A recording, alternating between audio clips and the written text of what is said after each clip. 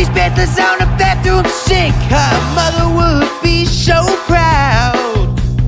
Gets on a date and there's a line to go pee, but the bathroom looks like a war zone. Welcome in. Welcome in. This is the Phired Up Sports NHL Draft Show live. We're doing it live. I'm your host, Mark Ramos, at Ramos Reports on Twitter and Instagram. And I could not do it without my boy, the godfather of Drunk on Broad, Don Conaway. How you doing, Don? Doing good, man. This is we've kind of dabbled in this a little bit. I heard you and Mike talking about our experience on Belly Up when we had our live draft section of the and the irony is that we kind of missed the pick. We missed both of the Eagles picks because of the trades.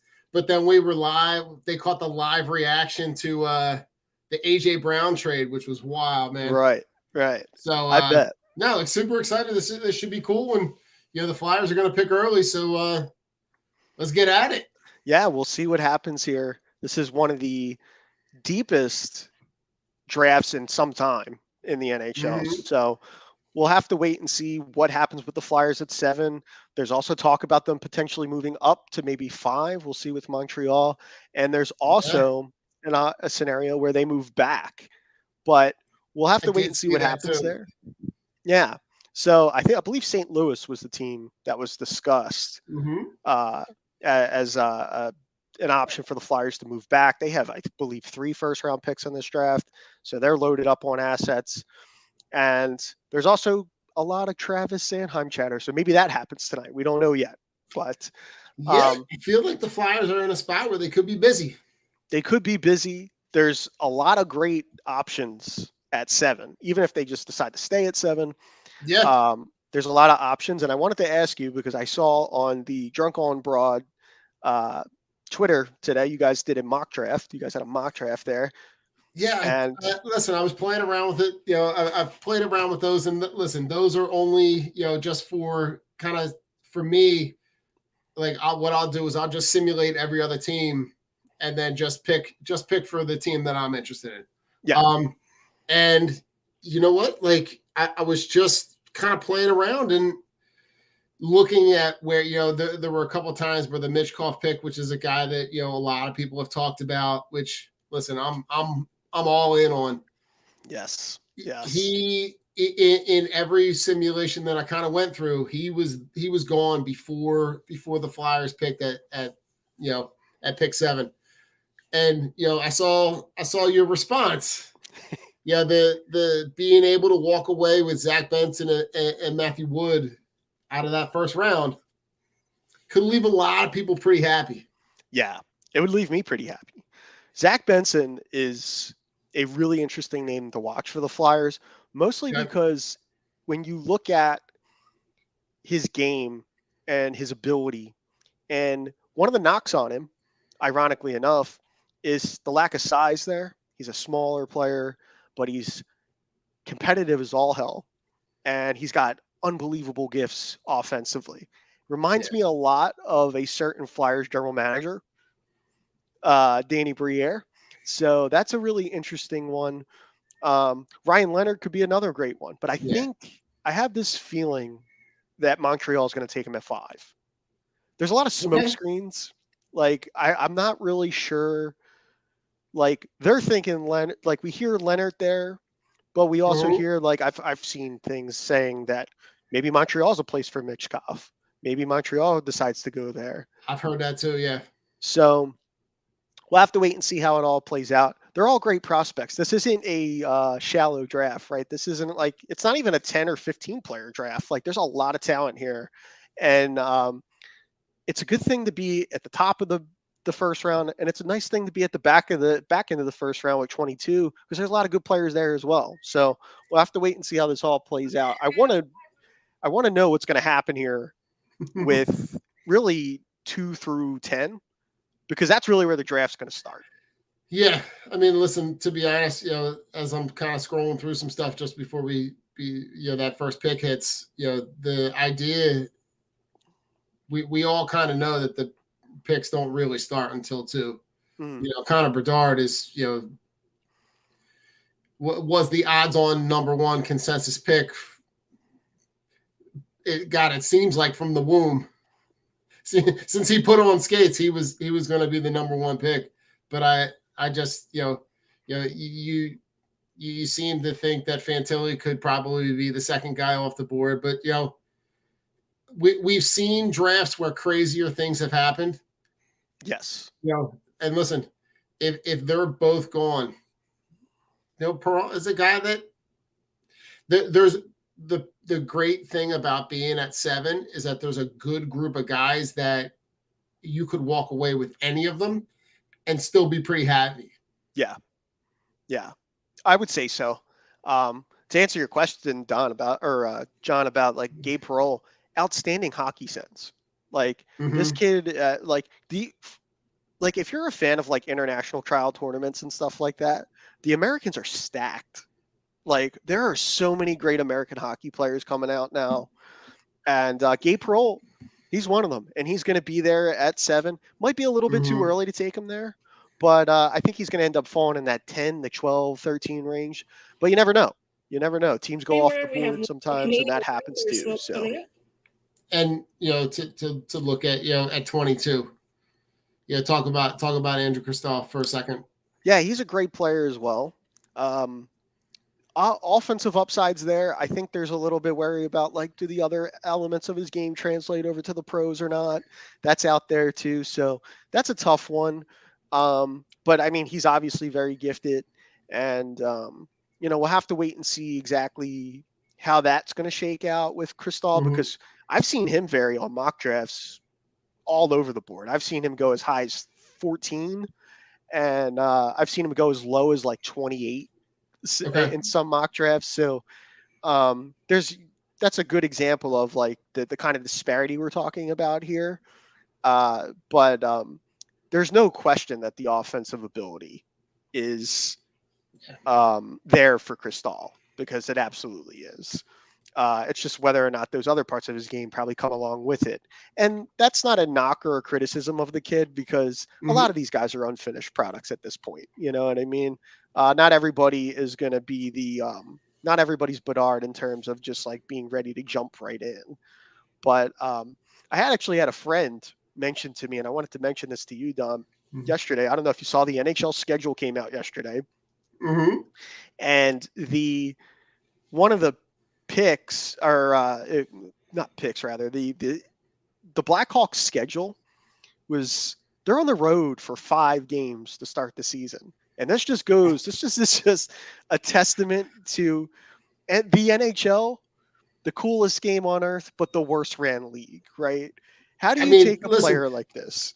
Between how Major League Baseball, it seems like Major League Baseball, the way that it's being run, and the way that the NHL is being run, they're like competitively seeing like, no, hold my beer. No, hold my beer. No, we've got Shohei Ohtani, the best player on the planet. He's going to be on the West Coast, and you're never going to see him. Yeah. Hey, Chicago, here's this all-world talent who's going to change the trajectory of your franchise. But you got to wait 6 games to watch him. Yeah. And I don't get that. I don't get that at all. So if you're listening, NHL schedule maker, if you're listening to this show, we got beef, because that there's no reason to have that kid on the road for 5 games. Now, yeah, I get it. The other fan bases will get to see him, but the one fan base that cares the most are the Blackhawks, and they got to wait for 5 games. That's a week. They got to wait for a week for the best young player to come out in like 6 years, and I got to wait to see him. I don't understand it. Listen, Mark, can you imagine if we flip the script a little bit, and you imagine that's happening here? Oh, and we've got like we're going to draft this all-world talent, number 1 overall, and then the schedule comes out, and you're not going to see him for the first, what would amount to be the first 10 days of the season. I could just, the Flyers would open up in like Vegas, where like you get like a 10:30 start. On a West, they'd open up on a West Coast swing where they'd play like Vancouver, Seattle, LA, Vegas, Phoenix. It'll happen to be a Monday night. Like everybody's working. Everybody's working the next day, man. It's it's crazy. I don't. It's hard to believe that that's how that played out. But to shift gears a little bit when it comes to like not so much the schedule, we'll get off the schedule, but sure we'll stay on Bedard, right? Mhm. How crazy talented is this young man? Like, and how great is he going to be at this next level? I mean, he seems like he's like all things considered. I mean, this is your next generational talent, right? Yeah. So in the lines of your Crosbys, your McDavids, like he seems to be going to be stepping right into those shoes of those guys. And listen, at God, he was born in 2005. Oh Like God. he's young. He is a young, really, really talented electric player, man. And I'm sure that the height and the weight, right? You're talking about a guy who's basically 5'10", 185. Yeah. I'm sure like he's young. He's what would that make him? 19? Is he 18, 19? I believe I believe he's 18. He's going to be 19. So like, I mean, you're talking about a guy who like can't drink, can barely drive, and is basically going to be handed the keys to that franchise. I just look at this as a way. This is another way for the NHL to kind of pass the torch a little bit, right? Because you've got some of those upper echelon guys that are going to be on the tail ends of their career. So he seems to me like he's just going to be a guy that is like really made to be a franchise altering player. Yeah. Yeah. I agree. He really is. And one of the really fascinating things about him, I think, is that like in a game that is so predicated on skating and it's a pace game today more than it's ever been. And he's not like lightning fast, but it's those puck skills. He does things with the puck that I haven't seen players in the NHL do. He's incredibly gifted that way. And then that wicket release, that shot is incredible. It's a pro level shot. It's an elite level shot. And those things are really what make him such a great dynamic player. And if that's skating, because you can work on that. You can work on that. You can get with a skating coach and really like work on your stride and things like that. And once you do, and then he fills out, he may not grow much more, but once he fills out, I mean, right. But you can imagine a scenario that when he's, hitting the peak of his career at 22, 23 with now 4+ years of experience, that he's God, I'm like struggling for words. Like he's excellent at all the things that you don't need to teach. right. Like all those intrinsic skills that you need to be an elite level player at this level, he already does. And all those other things are all teachable things. Right. They're all things that, and from everything that I can read and see about him, man, he's a very coachable kid. He's a guy who is willing to work on his game. So, I mean, stars are bright for him. I love what I see in terms of what he can bring to this team in this league. Yep. And as the Blackhawks, the pick's in. So it looks like they'll be introducing him any moment here. But God, I'm looking at him. And they're showing him on the TV right now, man. He is like, he looks like a baby. He's a baby. Yeah. Like he might be 18, but man, he looks like they just handed him the keys to go get his driver's license. Good God. Yeah, he's very to be that young and that skilled. Yeah, at anything, right? Like, I mean, just to be that skilled at anything. But he's another thing is too, walking into that situation in Chicago. Blackhawks, obviously a banner franchise for the NHL, original 6 team, multiple cups a few years back. And to fall into this Connor Bedard pick for Chicago is a really good one. Like you could do a lot worse, right? But Yeah. it's It really gives them the opportunity to kind of, they had a black eye for a hot minute. So yeah.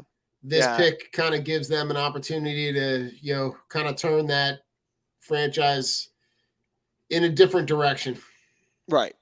Yeah, and it's, once again, Chicago was awful last year. I mean, they were brutal, Mm-hmm. and it paid off for them in this scenario. But also, they're adding pieces at the same time. They're trying to go and get pieces. Yesterday, they added Taylor Hall with in a trade with the Boston Bruins. He's going to play on the top line with Taylor Hall, guy who scored can score 40, has scored 40 in the past, and former Hart Trophy winner, a league MVP. So they're adding pieces to also complement him, because even though you get this piece, and it's a big piece to the puzzle, no doubt about it, but once you get to this point, now the work starts to begin. Now you got to start building the roster around them. You got to see what pieces fit and what doesn't fit. And as we've seen here in Philadelphia, we see it other places. It's easier said than done sometimes. Yeah, and that pick's official. Yep, it's official now. Yeah, that pick goes in. So, congratulations to him to be able to kind of step into into those shoes. And I look at the guy that we've kind of talked about at 7, that in a couple of years could be in that same vein and same conversation in Michkov. Yeah. Like he's to me, all things considered, could be the second best player in this draft. Yeah. The offensive ability, I mean, he can rival Bedard in terms of offensive ability. That's not hyper pole. That is legit. Like, this kid is that good offensively. A lot of issues there, a lot of baggage. So, and that's why he's going to fall in this draft. But big leap for a team. But I mean, the talent level and the potential is just so great. It's hard to find players. Like, you can't make a better pick from a value perspective there if you're the Flyers, even with all the baggage. So, but he's going to be somebody we're going to talk about for probably the next hour as we wait to see what ends up happening here with who decides to move up. If someone decides to move up and get him, or someone takes him earlier than that. For some reason, the Sharks make total sense to me for them to take that gamble on Michkov. Like, if there's a team that's going to do it early, I think it's going to be San Jose. It's just a gut feeling. I feel like they're in a position to. They're also in a multi-year process, and they have the ability to wait. I mean, the Flyers are in a full rebuild, but they have maybe it's not so much a benefit in this regard that they're in Philadelphia, and there's expectations here. Whether there's a lot more eyes on the product here as opposed to San Jose, and I think that would be a really nice landing spot for him.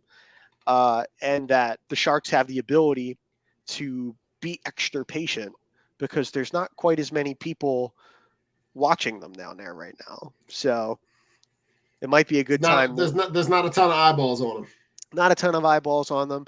And then you look at, the Ducks are in Cali. They're not very great either, but the Kings are good. So, but as the Ducks get ready to make pick 2 here, there was a little bit of discussion about maybe they're not going to take Fantilli here, Adam Fantilli. And that would surprise me if he ends up not going 2. I to be honest, I would be too, right? Because he as an 18-year-old, right, pretty much dominated college hockey. He's got the size, right? 6'2", 195. So for a guy that you want to put at the would be your center line one. He's got all the intangibles to be able to kind of fill that role. Yeah. And, to me, he's a guy that you can kind of, turnkey and kind of let him loose, and he can kind of grow with your young nucleus that you're building. Yeah. And that's key, right? Like, the Ducks' young core is incredibly talented. Jamie Drysdale on the back end. Yep. Jamie Drysdale on the back end. There's Mason McTavish, Trevor Zegras, of course. These guys are really, really gifted, and they're already very gifted. And to drop a centerman in there who reminds me a lot of, ironically, because it's the Ducks, it reminds me a lot of Ryan Getzlaf.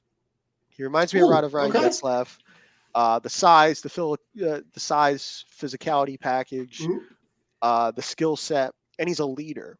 He's a very mature kid, and I really like him for the Ducks. I would be surprised if they end up passing on him here. So we'll have to wait and see what they end up doing.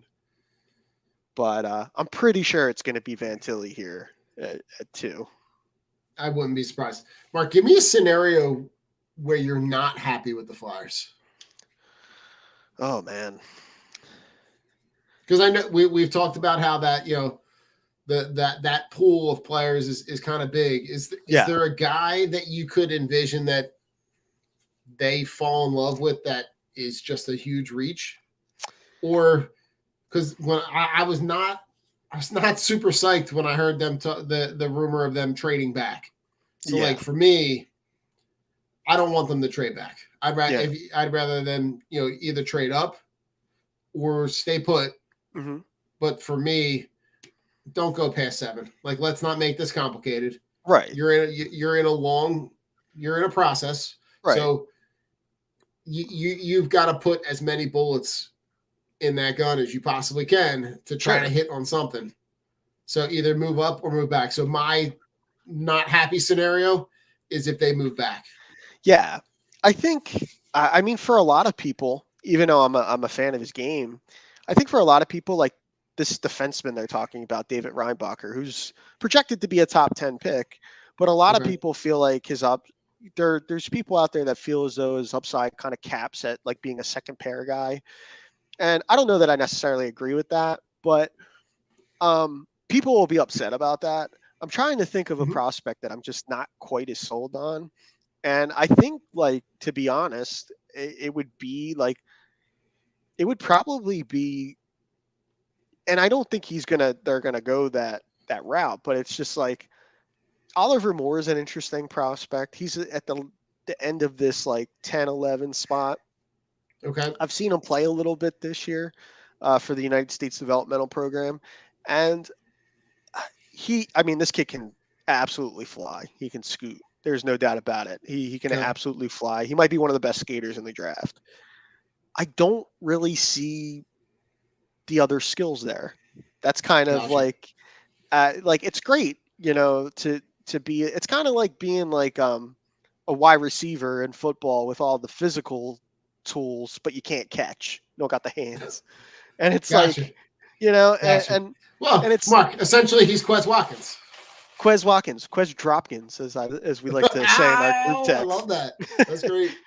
But it's just, that's kind of how I feel about Moore. If they were to jump up, if they would really reach and try to go get, and they're like, oh, we just love Oliver Moore, I would probably be upset about that. Because I really just like these other guys that are around this area, around 7. I agree with you about staying put at 7, letting this Michkov thing play out, see what happens. He might be there, he might not, but someone will fall to you, and it could be some combination of Ryan Leonard, Zach Benson, could even be potentially Will Smith, and the Ducks go Leo Carlson. Wow! With the 2nd overall pick. Wow. I cannot believe that. Wow.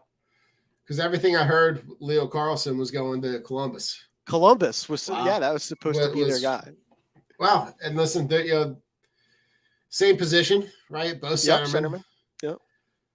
That's incredible. I'm curious to hear what the reasoning why they chose one over the other. Because Carlson is a guy that like he does a lot of things exceptionally well, but I feel like he's like a step below Fantilli. Yeah, and to have for Fantilli to have that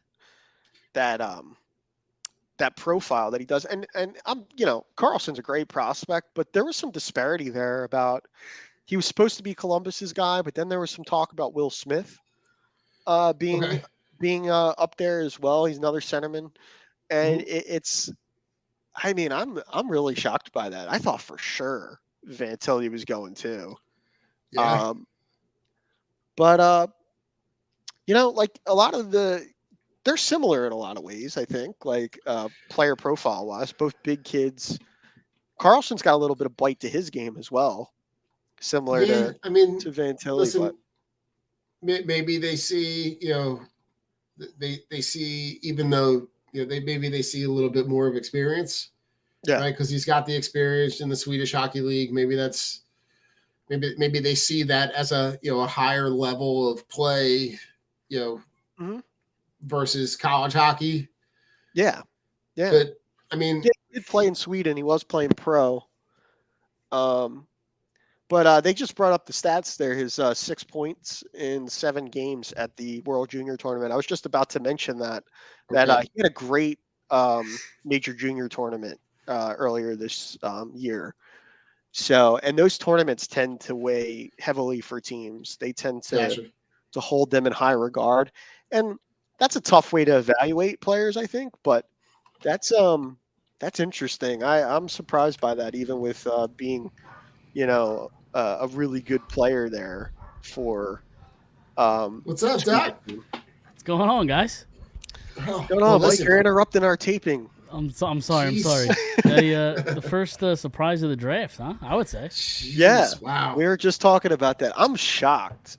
I am shocked that they didn't go Fantilli there. Yeah, it is interesting. I got to turn it on before I miss anything else that happened. Yeah, I mean, I guess they're going for the big. Not that Fantilli's not a small guy. I mean, I guess you could see, Carlson's a big center down the middle, and I don't know. I'm curious. I mean, size wise, they're both 6'2", 195 ish. Yeah, I wonder if I was just. Sorry to cut you off. I don't know.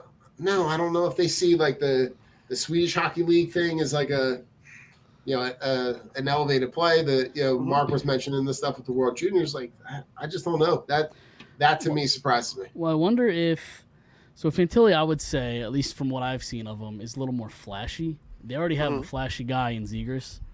Maybe you get a little more responsible center. I guess. Okay. It's the only thing I could think. I mean, in addition to that, I'm just annoyed that Fantilli's going to be in the Flyers division because they're probably the Blue Jackets here. They got to be going Fantilli, I would imagine. I mean, who else is it? I mean, it's Will Smith, Mitch Smith. Yeah. But Yormo's kind of been saying all along he's taking a center. Yeah. So. Well, that's why I remember it was like really there's a lot of talk about Carlson being their guy, and I remember. I believe it may have been one of the 32 Thoughts podcasts and maybe that could have been a smokescreen, trying to throw teams off the scent a little bit. But a lot of smoke screens in the media world. Like I know you guys. I listened to a little bit when you guys first started. It's like with all the rumors and reports about Flyers, are they interested in Leonard? Are they interested in Mitchkov? Yeah, it's just smoke screen after smoke screen. I can't trust anybody this time of year. Yeah. No. I mean, listen. The three of us spent the entire Phillies game passing our phones back and forth, looking at a trade that never amounted to anything. Yeah, it didn't end up happening, which was incredible. But it's still a bummer. I look at where they could be. If Columbus is obviously going to take a center. Yeah. San Jose is probably going to take a center. I could see San Jose going Mitchkov. I could. Mark had mentioned that too. Yeah, I had mentioned that. Pick is in for Columbus, so we'll see what they end up going with here.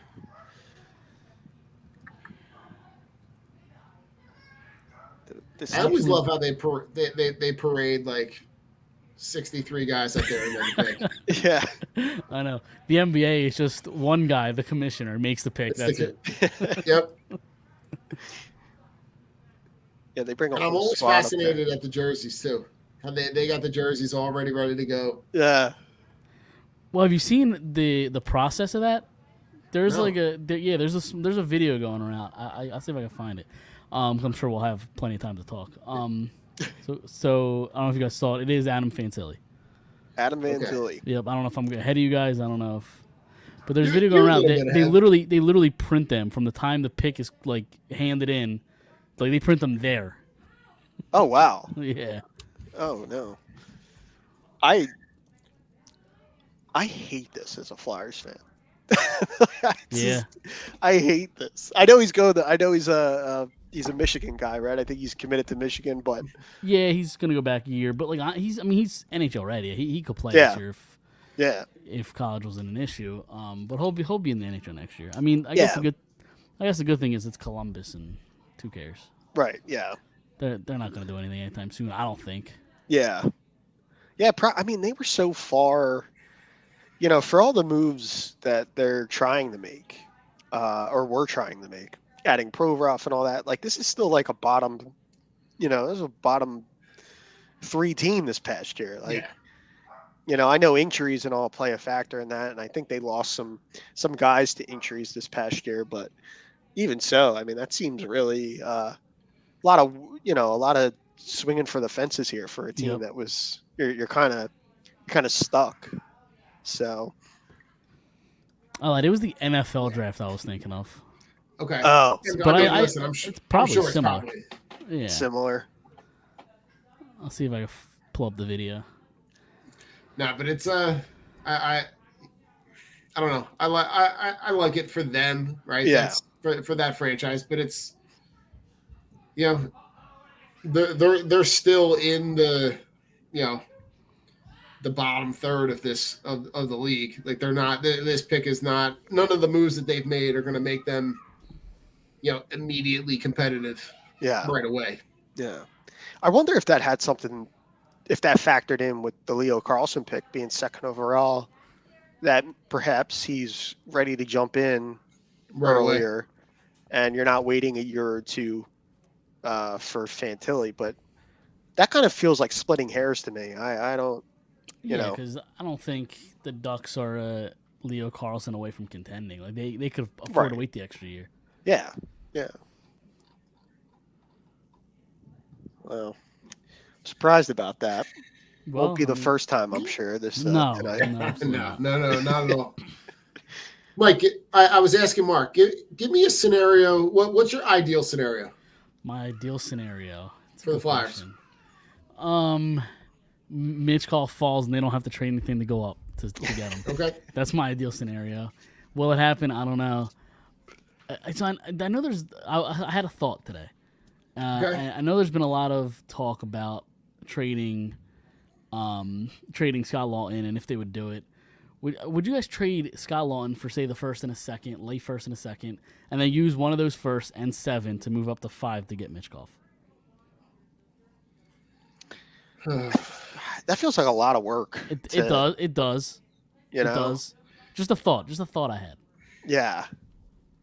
Listen, I'm Mike, thinking at about this it. point, like where this franchise is, I mean, and they're basically stripping it down to nuts and bolts at this point. Yep. And you'd add a second. You'd add a second in that deal. You still have 22 Right. overall in that deal. So Yeah. I don't know. I mean, like, Listen, if they feel like he is the franchise changing player that they think he could be, right next to Bedard, sure. yeah. I mean, because listen, if you're gonna make that move, I want you to make it with conviction. I want you to say, like, we think that this guy could change the franchise. We think that he's going to be here in 2 years, 3 years, and really be on this roster when this roster is like hitting its stride and ready to be competitive. Do it. Yeah. If you Right. really truly feel that way, like, don't wait don't wait till 7 and then he's not there, and then you're like, oh well, we'll just take this guy. Yeah. I mean, like, there's a lot of talk about the Flyers wanting to get it another first rounder for tonight. Yep. Yeah. And it's like, in order to do that, I mean, like, they're going to have to move another roster piece. I mean, it's 100%. just, you know, Yeah. so that's why that rumored deal with the Blues, the first and the second for Scotty Lawton, we talked about that on the preview show, Mike, about that trade. And like, I was like, I mean, you want to wait to try to get the best deal, but I mean, I think I would have done that already if I were them. And I like Scotty. Like, I think he's been a good soldier for this team, but when everything's on the table and you're in a multi-year process, I don't see how like you just walk away from a move like that, you know? So, I mean, even if you didn't really want to trade him to begin with, I mean, that's a heck of a price, especially to get back in the first round and potentially at a second, you know? Right. So it's a lot. It's a ton. yeah, but San Jose's pick is in. Sharks are in. Okay. Man, Tilly's rocking a loud suit. You know, very, very Joker style here. You don't really see that often from the NHL players. It's not. Yeah, like, who was the NBA player that just got drafted in like the red flashy suit? The kid that got drafted by the Magic. What's his name? What's his last name? Dick. Yeah, last name Dick. Yep, I forget his first name. So, yeah, listen, yeah. Mike, it was enough to make my wife pay attention to the point where she's sending me going, is this kid fucking kidding me? Sharks pick is in. And they got to thank 72 people before they make the pick. I'm sure everybody tonight is thanking Vegas. Congratulations to Vegas. Yeah. That's the one thing I like about the other drafts is like they're normally like pretty cut and dry. Like Yeah. They go up. Yes and no. Pick Like, is- the NFL draft can kind of take a while to do a first round. Like the first round of the NFL draft is like 4 hours, I feel like. Yeah. Well, yeah. I mean, you They remember drag that out. when those picks were like they had 15 minutes to make a pick. Yeah. Oh yeah. It was yeah. like, oh, they're picking 10th. My dad, I'd be all excited, and my dad's like, yeah, Don, call me in 2.5 hours. Right. I'll be outside cutting the grass. Will Smith. Will Smith is the to pick. the Sharks. Okay. So far, that's I think the top 4 that people expected. Now Yeah. here's where it gets interesting. Does Montreal trade out of 5? Do they take a guy like Mitchkov? Yeah. They go off the board. I don't know. Now we're on Matavi Michkov and Ryan Leonard watch. Yes. So Can I be honest? I've watched a little. I'm not the biggest. I haven't watched a ton of Ryan Leonard. I've watched Sure. enough. Okay. He doesn't do a whole lot for me. He doesn't get me that excited. I don't know why. yeah. And I I agree with Yeah. that. Like it's like he's a fine prospect and but and he would be, he's projected to go in that range. So it makes sense that way, but yeah, I mean there's a lot more intriguing upside there, but I guess you don't make the picks based on intrigue True. as much as you do trusting your scouts and making these evaluations, right? But Yep. things are about to get wild here, I'd imagine. We'll Yes. have to Yes, I would we'll have think to so. see what happens here. But Yeah, I'm curious. I'm curious to see what happens now. Because Yeah. now you're looking at, those top 4 guys, even though they went in, kind of out of order. yeah. Those are the 4. Those were the consensus guys that were 4. Right. Mike, what would it take if the Flyers wanted to move up to 5 right now? It sounds like it'll take him another first round pick, which to move up 2 spots, it's a lot. Yeah. Especially for the spot that they're in. Right? Like I want them to have as many assets as they because they're gonna need a lot of assets to be able to get this franchise turned around. I'm just looking at the way that we Arizona. get. Love it. Sorry to cut you off, Don. Listen, no, you're good, man. Hey, listen. I was really impressed. I will say, I was very impressed with. I can't remember. It might have been the Gretzky Halika tournament, and I was watching a little bit of Team USA at the time, and like when they talk about like being like the on ice vision and the playmaking ability of a guy like Will Smith, it's pretty evident. Like they had a couple power plays in that game where, I mean, the entire thing, and you know how just Team USA's developmental program's a juggernaut. Yeah. And the entire power play ran through this guy.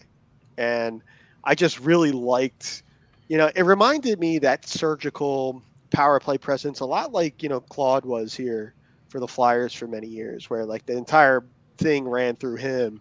Yeah. And Smith had that ability. And I really do think, talking about the Flyers and stuff, they have plenty of guys on their roster that can shoot the puck, that have great shots. Yeah. And I know that it wasn't always like that. Before, it was like we had guys who could make the plays and Voracek and Giroux, but they didn't have anybody. They didn't have a lot of finishers on their team. Yeah. And now it feels like it's on the opposite side of it with guys like Owen Tippett. I think of connecting more as a goal scorer than a playmaker. So I was just about to say, I'm curious to see how Tippett's game kind of evolves over the course of it, because he's, and we've talked about this on other shows, right? How he was kind of buried on a really deep Florida roster.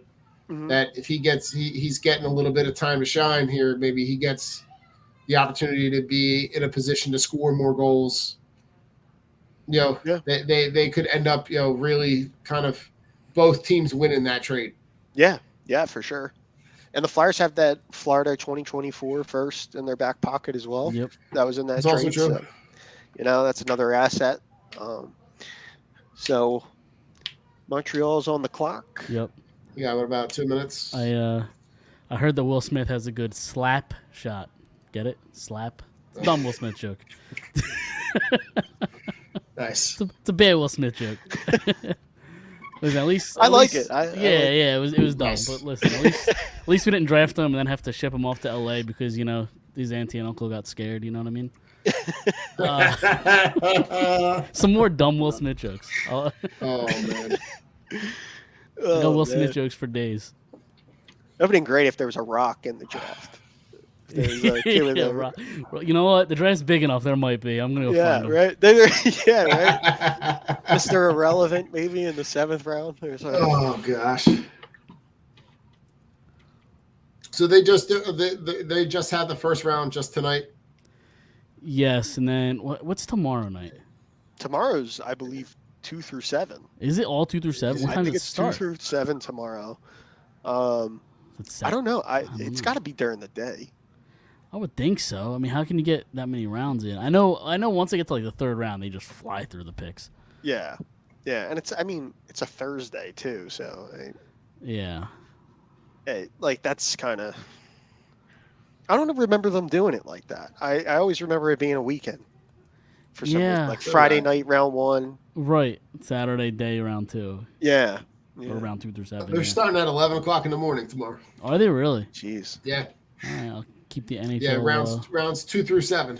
NHL Network Radio on Sirius. I'll have that playing at work all day. Montreal's picks in. Yes, I don't know if I'm ahead of you guys. I'm going to spoil it, or you want to wait? I'll wait. Yeah, let's wait on this one because yep. If it's Michkov, I'm gonna kick my TV off this. He's speaking French right now, so I can't. I don't know what he's saying. Hughes speaks French. It's not like a prerequisite. You have to know French. Yeah, but he's not French. No, he's learned it, I guess. Wow. Ooh. Look at Carey Price. He still looks good. Oh yeah, he does.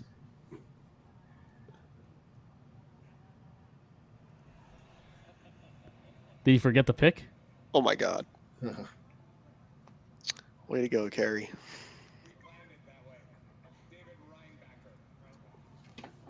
Wow.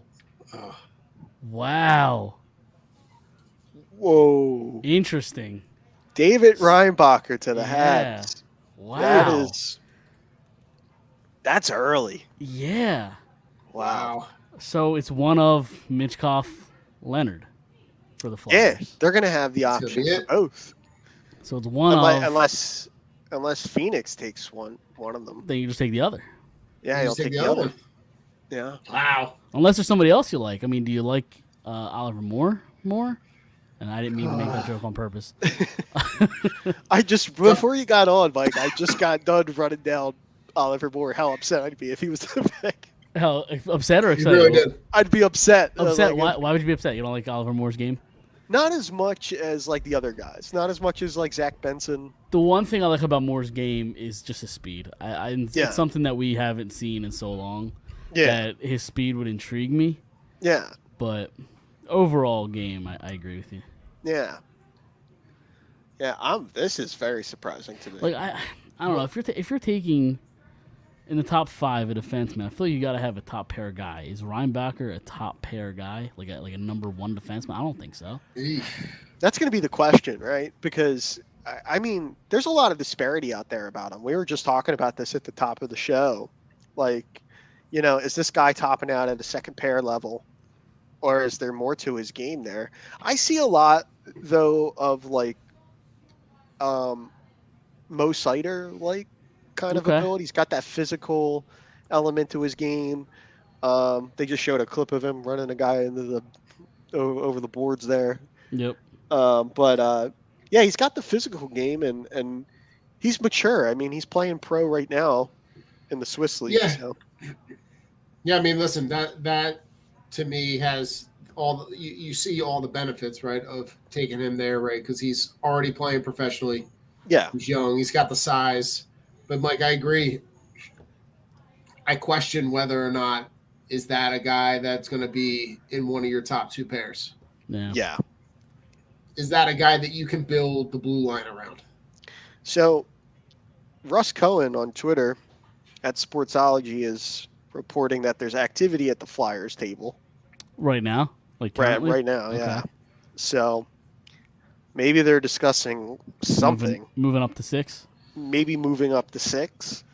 Because it's kind of been hasn't it been rumored that Washington and Philly both have kind of wanted to move up to Arizona, and Arizona's willing to move back. Yeah. Basically. So Yeah. it's Arizona's going to both teams and saying, all right, which one do you want it? Basically. Who wants I mean, it, right?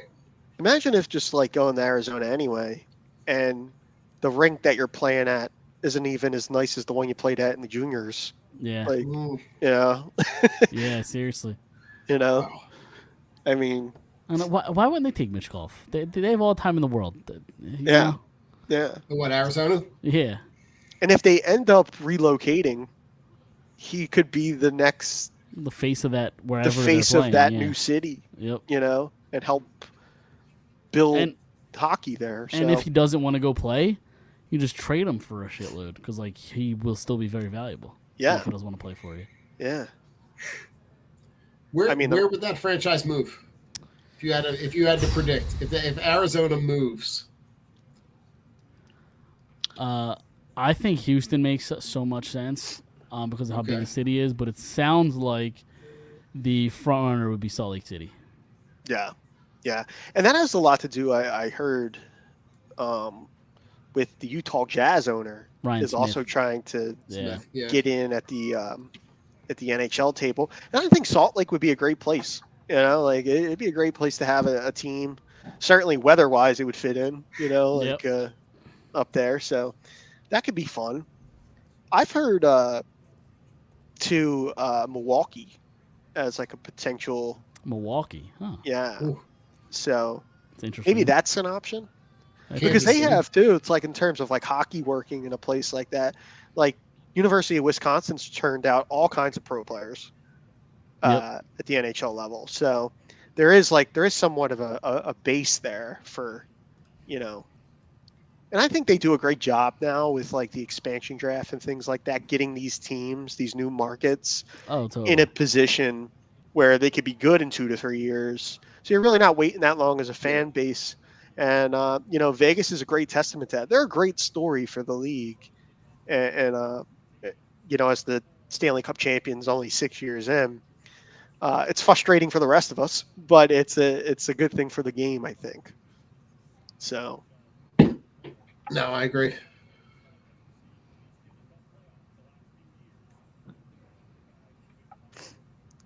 wild card here.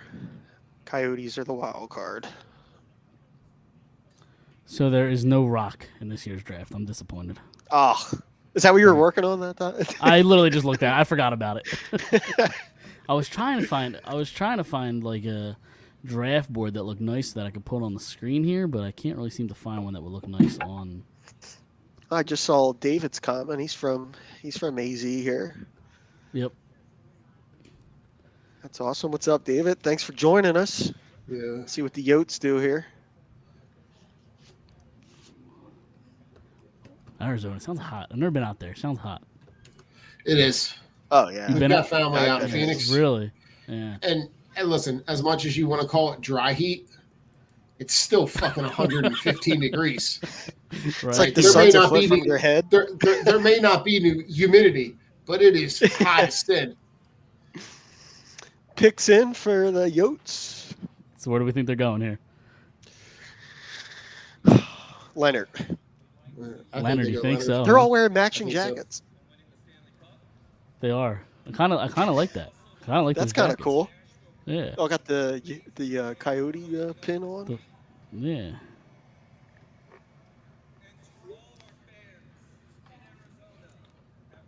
I'm nervous. All seven of them. All 7 fans in Arizona. They're all here with us on stage. The season ticket holders all got like the coyote suits. Okay. Oh my God! So they both fell. Wow. So Dmitry Simishev. So Mitchkov is there. Yeah. Make the pick. They have to do it. If I'm the Flyers right now, I am running up. Like I'm scribbling his name as I'm running up to the stage to like pass in his card. Oh my God. This could not have fell any better for them. They have to take him. Where they still get him, and you didn't have to give up any other asset. I'm gonna be so bummed if this turns out to be Ryan Leonard. Yeah. Because there were the report today or yesterday, whenever it came out, that like Leonard might have jumped Mitchkov in their rankings. But again, I don't know what to believe come this time. But Yeah. it's Mitchkov. Like he's probably he might be the second best player in the draft. You're just gonna have to wait 3 years. And like they're Comcast. You send Russia however much money you need to get him out of that contract. Like it's that simple. Yeah. Like contracts can be bought out. It happens. I wonder too if that is also a smokescreen, because I know he's under contract and I would assume he would have to honor it. But if it's a place he really wants to go, maybe there's a plausible scenario there where they're able to mutually terminate or something like that, and he ends up coming over early. Yeah. I think the only. Yeah, I don't know. I think the only way it would work, I guess, is you'd have to buy him out of his deal, essentially. Like, I don't think Russia's gonna just here you go. Here's the best player we have in our league. Here you go, have him for free. Like, you'd have to buy him out of that deal. But again, they're Comcast. They print money. Yeah. Send him however much you need. Yeah. And if you want him over sooner, that's how it could work. I mean, they're major, they're what, the 4th major market? Uh-huh. Like they're East Coast. Prime time slots. I mean, this would be this is like on the level of this is like Lindros level. Yeah, like we're saying. I've kind of talked about how like it seems like I might have said it the other night, Mark, but like we talked about the balls that like Danny Briere seems like he has. Right. This is the time to show those balls, like right now. Right. Just set them on a table. Yeah. Oh man. The pick should be announced right now. Don't overthink it. Just don't overthink it. Mike, you got to get the guys from the Apollo, right? Start sweeping sweeping the Coyotes off the stage. Yeah. Like that Arizona jersey looks really weird. It's weird. Yeah, I don't know how really I feel. weak. I don't know how I feel about the writing. That's not their first jersey, is it? I thought they had their I actual was logo. wondering about that because Yeah. usually they go up there and they do like the normal sweater. They give you like the normal Yeah, but sweater. that didn't look like their normal one. No, because no. they have the logo on the crest, I believe. I don't Yeah. think they have. It's not like the script or whatever. Yeah. Yeah, that might be an alternate. Yeah. I don't know. I need to see Mitch Koff in the new the new burn orange. New Jersey, That yeah. burnt Burnt orange. orange, like, Guys, you prepare to be really disappointed in 2 minutes? Yes. All right. I might. Yep. If they don't they got to take them. They have to. I just, And if they don't, then you have to deal with them for the next decade in Washington. Because, like, Correct. if Yeah. Washington I think takes that- him, Ovi's going to talk to his boy, and he's going to be over in October. Correct. yeah. Gonna Like, pull some strings there. Mike, the point that you make is 100% on point. If Yeah. you don't, and that should be enough incentive to take them, Yep. is because if you don't, there's no way Washington is not. No chance. Yeah. Yeah. Yep. And it's like I wonder too if Washington has Leonard on their radar, because there was a rumor I saw the other day. I'm actually not even sure where it had like came from, but there was talk about like the Caps potentially moving Tom Wilson. Yeah. And if you're looking for like a guy with like that physicality element, and Leonard probably has a little bit more upside offensively and stuff, that you'd be getting similar things probably from a Ryan Leonard. Why is there 40 seconds left and they haven't the pick isn't in yet? They went What into could a you possibly commercial. be thinking about? They went the into a pick is in. commercial after that. The pick is in. Flyers go. pick is in. They're gonna fuck this up, aren't they?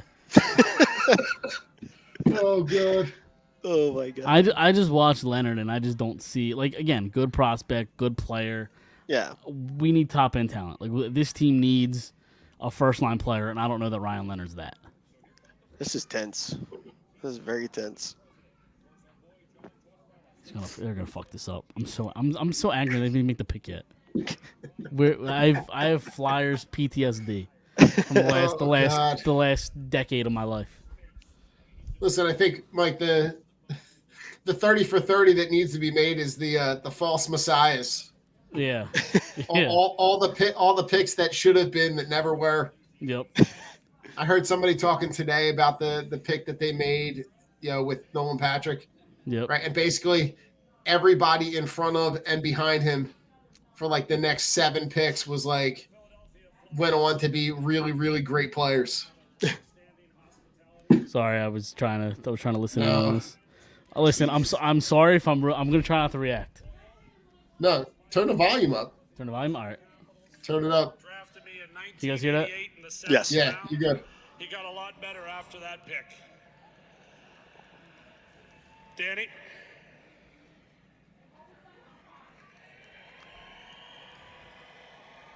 With the seventh selection of the draft, the Flyers are proud to select from St. Petersburg in the KHL. Let's do it. Let's go. They did it. Let's They go. did it. Let's go. Let's go. Danny Briere, you handsome bastard. What? Wow. That is it. I love that. I love that pick for them. Oh, God. I love this. I love this for Yeah. them. Right? 18 years old 18. and has all the intangibles that you want. Yeah. Offensive ability off the charts. I mean, this is a great pick for the Flyers, man. I mean, even with all like having the risk, having the risk appetite for it, it's. I mean, a year ago, obviously everybody called it the Bedard draft, but like Mitchkov was going too. Like a year ago, it was Bedard and Mitchkov. Yeah. And then obviously the things happened with Russia and Ukraine, and I think he might have signed his contract right after that draft last year. So like, there's obviously things there, but again, pay his team whatever you need to get him over here a year or two earlier and call it a day. Yeah. But you're in a great spot. You're in a great spot where you can kind of hit stride where he's he's coming over. Even if he comes over in 2 years, he comes over when he's 20, right? You're 2 years into this rebuild. Right. God, and I'm watching the highlights, man. He's got one of the best. I mean, if this wasn't the Connor Bedard draft, I mean, we would be talking tonight about Michkov having the best shot in the entire draft class. Oh my God. And I'm watching the stick handling, the puck skills, and what's even more impressive is you see the highlights like Will Smith or even Fantilli. Like Michkov's playing against men. He's not playing against junior players. He's not playing against college players. He's playing against the best of the best in Russia. Yeah. Yeah. Looking good. I'm good, Matavi. That is a great pick. Things are finally changing with the Flyers. One, they took a Russian. When's the last time they've taken a Russian anywhere near the first round? Second, they took a Russian with risk, right? And you're not going to see for a few years. This pick does not scream Philadelphia Flyers, and that's what I love about it. Yeah. It's really, they had just had, ironically, the Flyers just had, Elliot Friedman and Jeff Merrick on 32 Thoughts just had Chuck Fletcher on as a guest. Yeah, I heard that. And they were talking about, Fletcher was talking about his time in Minnesota, and one of the things that him and Brett Flair, who's now the director of player development for the Flyers, was the year that Minnesota took Kaprizov. Yep. And a Russian prospect, and they said he was Flair was very bullish on saying, hey, we need this kid. This kid is legit. Didn't they try to take him in the second round?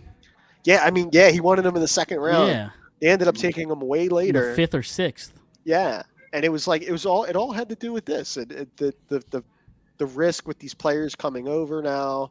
Not now so much. I mean, it's always kind of been that way. And I think some of it, to some degree, is, for a lack of a better word, it's ignorance on our part. We don't see these guys as much over there. You know what I mean? We do have a North American bias as far as what we think about our players over here in America and in Canada.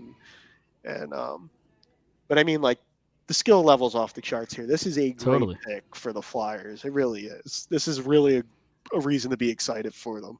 I mean, you could not have, and to be honest, right, it could not have played out any better in their favor, where he falls to them and they give up zero assets other than to take the pick. Yeah.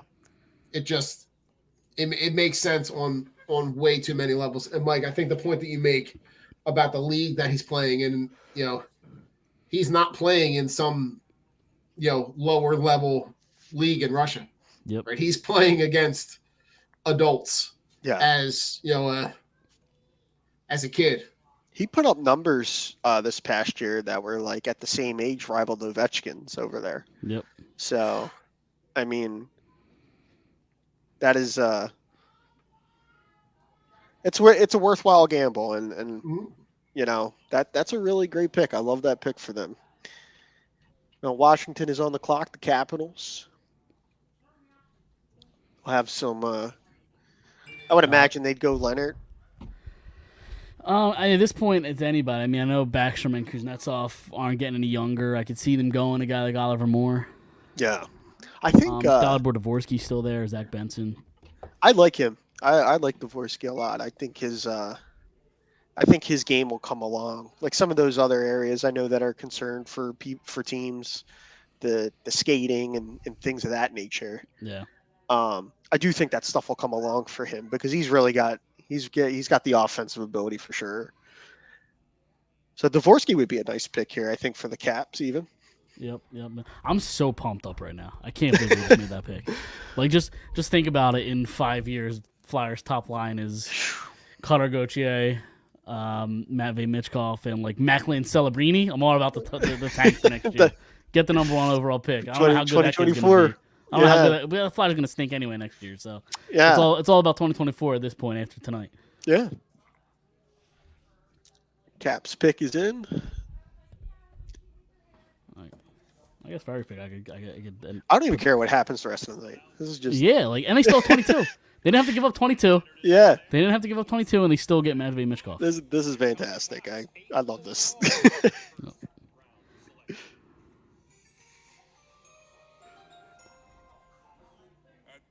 The Washington Capitals would like to acknowledge David Poyle's longtime contribution to our organization. The thing I liked about Hextall, like, he didn't acknowledge any of this. He just went No, up, he just made his pick. That's it. Washington selects Yeah, he never did Leonard that. from the U.S. Development Ryan Leonard Ryan Leonard. Yep.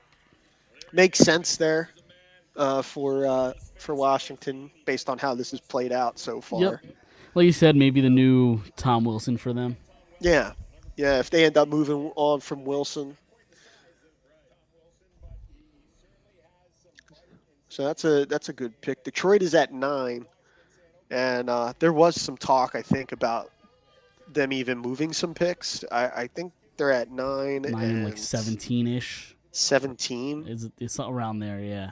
because they're tied to Alex DeBrincat, Yep.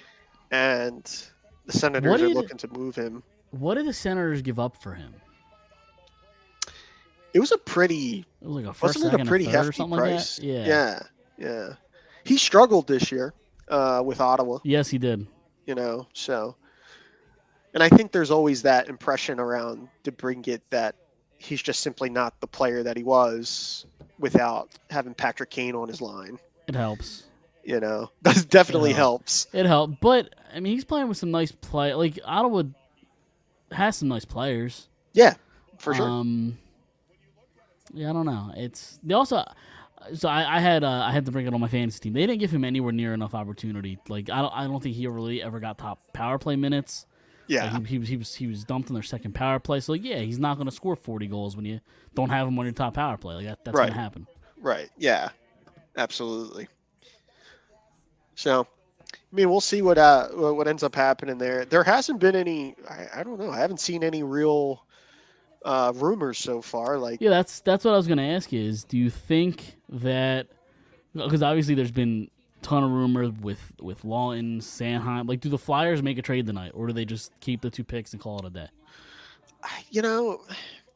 I think because you're looking at like multiple years here, it's not like super. I know the Flyers may want to get another first round pick, Yeah. but I'm not like, it's not like an essential thing for me to get Yeah. another first this year. They have 2 next year. Yep. And they have opportunities too to use some of these additional picks to get back in the second round this year if they really, really want to, So, I mean, there's other opportunities to kind of, put more of those picks in your chamber here, like, Right. and so I mean, and you're gonna get we start at the top of the show. Don and I with talking about like there's a lot of good players at 22 as well. I mean, Yeah. So Quit it's- Musty I like a lot. I might have mentioned his name the other night. Musty was somebody you'd mentioned Yeah. in our preview show. Go through the archives, watch that, and then Yeah. you can put Yep. this one on if you haven't done that yet. So they have Detroit on the clock here. Just got Yep. on the clock. So wait to see what their pick is.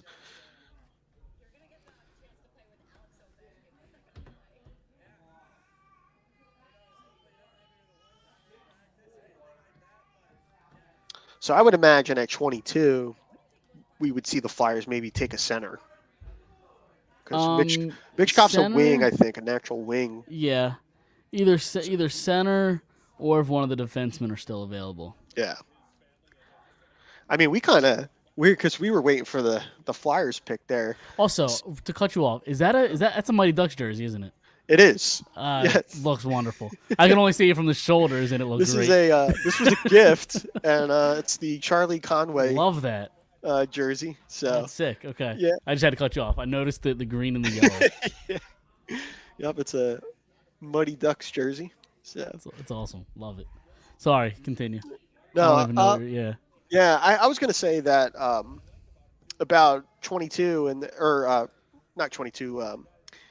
Shimishev and that selection, we kind of glossed over that, but Yeah. that was Yeah. that's a little bit off the board there. I would say so. And that was, where did he go? Arizona. Arizona. Yeah. There's a Yeah. lot of potential there with Shemishev. He's a That big dude. I highlight, didn't realize how big he was. Big yeah. dude. And when they called his name, I don't know if you noticed there, he looked shocked like Did- that he went that early. He Wait, kind of put his me? hand over his mouth like, oh my God, Yeah, I can't believe yeah. I went that early. So, Or he's thinking, oh shit, I gotta go play in Arizona. or I got to go play in Arizona. Yeah. So Probably turn next to him. What's Arizona? there was also rumors out there about them releasing some details about their stadium situation Really? tonight, but I didn't see any of that. I was wondering if that was. I've been tapped out of Twitter. I see in events like this. I don't like to look at Twitter because things get leaked early, and Yeah. so I haven't Yeah. really seen much. The Red Wings pick is in, so we're waiting on that one.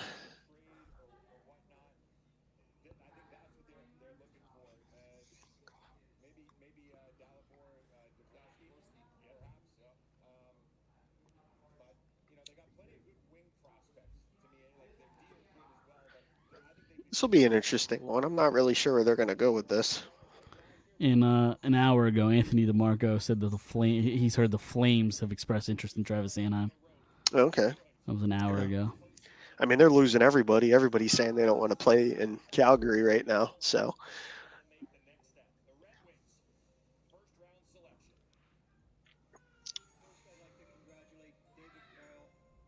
we didn't. I don't believe we discussed it on the show, but before the draft tonight too, the Vegas Golden Knights traded Riley Smith to the Penguins for a did they third really? round pick. Third round That pick? happened. I did want to make mention of that. That happened an hour, half hour before we got on here, I think. So Oh, I missed that. yeah. So that was Nate that was Nate Danielson was the pick. Nate Danielson. Okay, Yep. I like that for them. I like that for Detroit. For Detroit.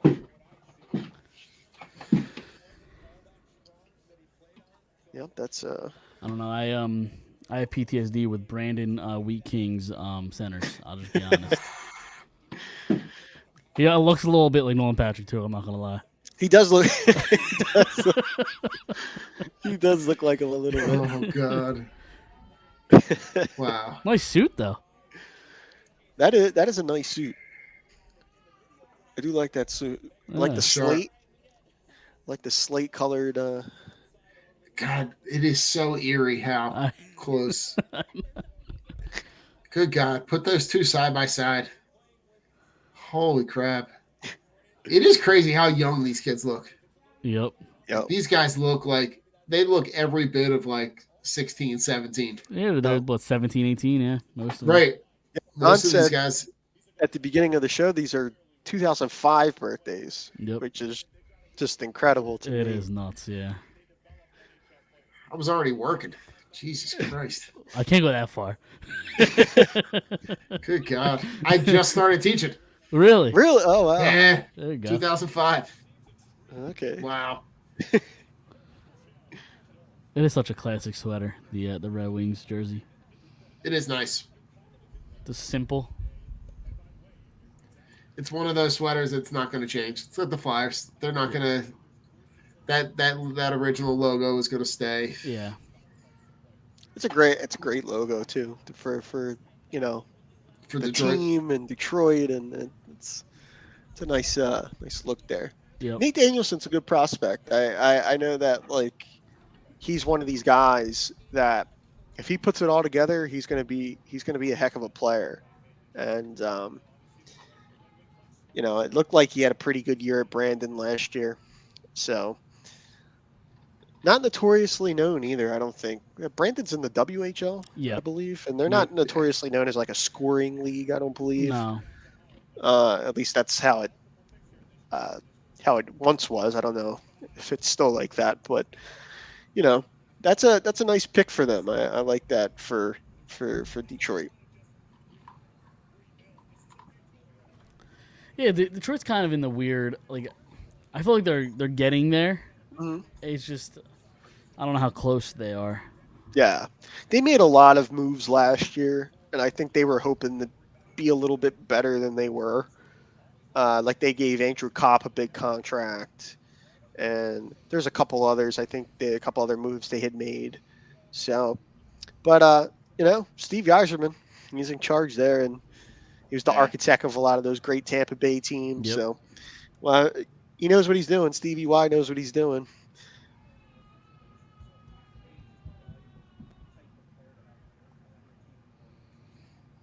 No, St. Louis on the clock. They have what, 3 first-round picks? They have tonight? 3 first-round picks. Yes, Assuming they don't trade any of them. Curious what they do. I feel like they're kind of a lot of bodies on defense. I can see them going forward here. Yeah. That Emily wouldn't surprise me Kaplan. at all. Emily Kaplan from ESPN's reporting that She's on through the TV. I see her. Oh, she's on TV now. Oh yeah, Not she's her? on TV. This is an old. This is a little bit ago though. Oh, this is Okay, 2 sorry, minutes go ahead. ago. That she had put on Twitter that Matavy Michkov said that he would be in the NHL quite soon, and that Danny Briere had told her that the Flyers will wait if they have to wait, which is okay. But it sounds like he's ready to come over at some point. And so Michkov, via his translator, this is a tweet from Charlie O'Connor. He's extremely excited to be a Philadelphia Flyer. This is the team he wanted to play for. Ooh, So there's that. I like that. that's a really really great pick. I mean, I know that we've said that a number of times here, but it's a really great fit for the Flyers, I think. And once he gets over here, it has a chance to be special for sure. So Really does. I mean, you could say, and I don't think I'm going too crazy, the Flyers got a generational talent. Like, is that fair? I think so. When you look at the comparisons, Yeah, you look at the numbers and how they've rivaled some of the best Russian players we've seen in recent memory. Ovechkin might be the greatest Russian player of all time. I mean, it's Yep.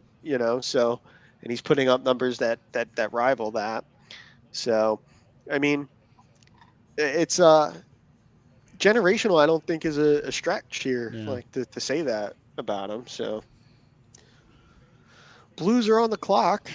and Mike, I like what you were saying before. They totally went off board Yep. of what they always do, Mhm. which is a good sign of this new regime that they're not just quote unquote doing what they always did. Yep.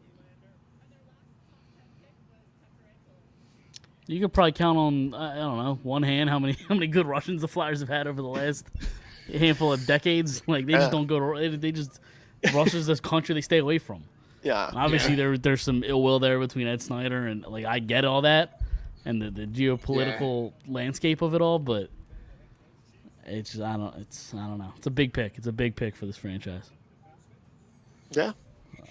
Mike, dare I say, it was a humongous big pick. There you go. There's one Russian. There you go. Yeah. They were a bit surprised he was there. Dalibor Dvorsky was the pick. I missed For it. Dvorsky. the Okay. Blues. For the Blues. Yep. That's such a Blues pick. I like that It for is. them. It is. It is. Yeah. Yeah. Dvorsky, I mentioned him earlier in the show. I really like his game. I think he's a good prospect. I liked him for the Flyers if they couldn't have gotten Michkov. Okay. I like his game a lot. I think the progression there to be a center and to have that shot and that scoring ability that he has, I think is I think it's essential today. Like, if you're going to play in the top 6, and you got to have those elements there. So defense and skating are a little bit lagging behind, but you can work on that. I don't think that's Yeah. There's a lot of something- NHL doppelgangers tonight. We had Nolan Patrick, and now Dalibor Dvorsky is Matt Barzell. Just like him. He does look like Barzell. Jesus. The fourth period's reporting that the Vancouver Canucks and Buffalo Sabres are having discussions on the draft floor, so that might be something to keep an eye on. The Sabres and the Okay. Canucks. The Canucks are next, so I wonder if it's about this pick. It could be about this pick. If they're jumping up from 13, Maybe. Yeah, they might be. They or might be maybe jumping up they're there. maybe they're just trading into that pick. Yeah.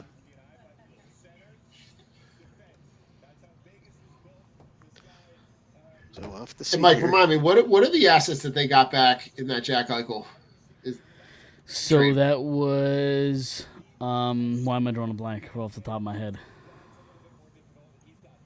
I don't mean to put you on the No, spot. I have it on the tip of my tongue. Fuck. Was Tage Thompson, was he in that deal? He was. Yes, Yes, he was. Peyton Krebs was in that deal. Who's the guy that played in Vegas? Tuck? Alex Tuck, I think, was in that deal. Yep. Tuck was in that deal.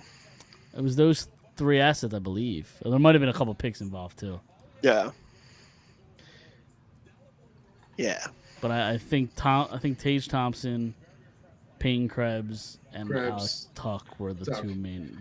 Okay, players. so they had a top 10 protected first round pick last year, a second round this year, and a third round this year. Vegas. Did that pick turn it? I guess it wasn't top 10 protected, right? Last year? Yeah. So they picked the pick last year? Who was that pick? I'm curious. I have to go back and look. I was just wondering if they had draft capital that they'd be using from that Yeah. to swing into this pick.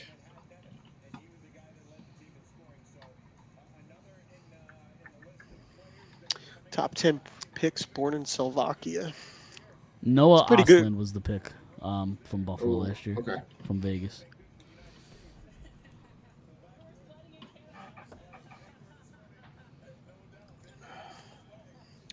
Vancouver's on the clock now, so we'll have to keep an eye on this Buffalo thing, see if that turns into anything or not. But And then Arizona again. Does Arizona go off the clock off the board again?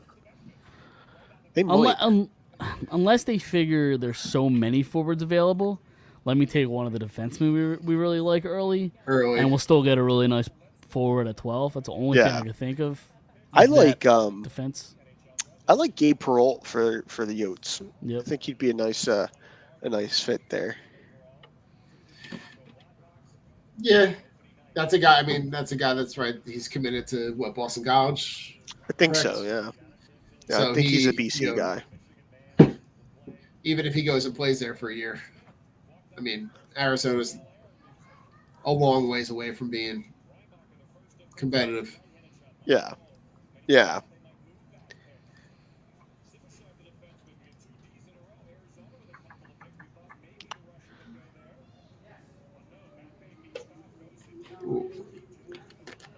Not too many, no trades though. I'm surprised. No.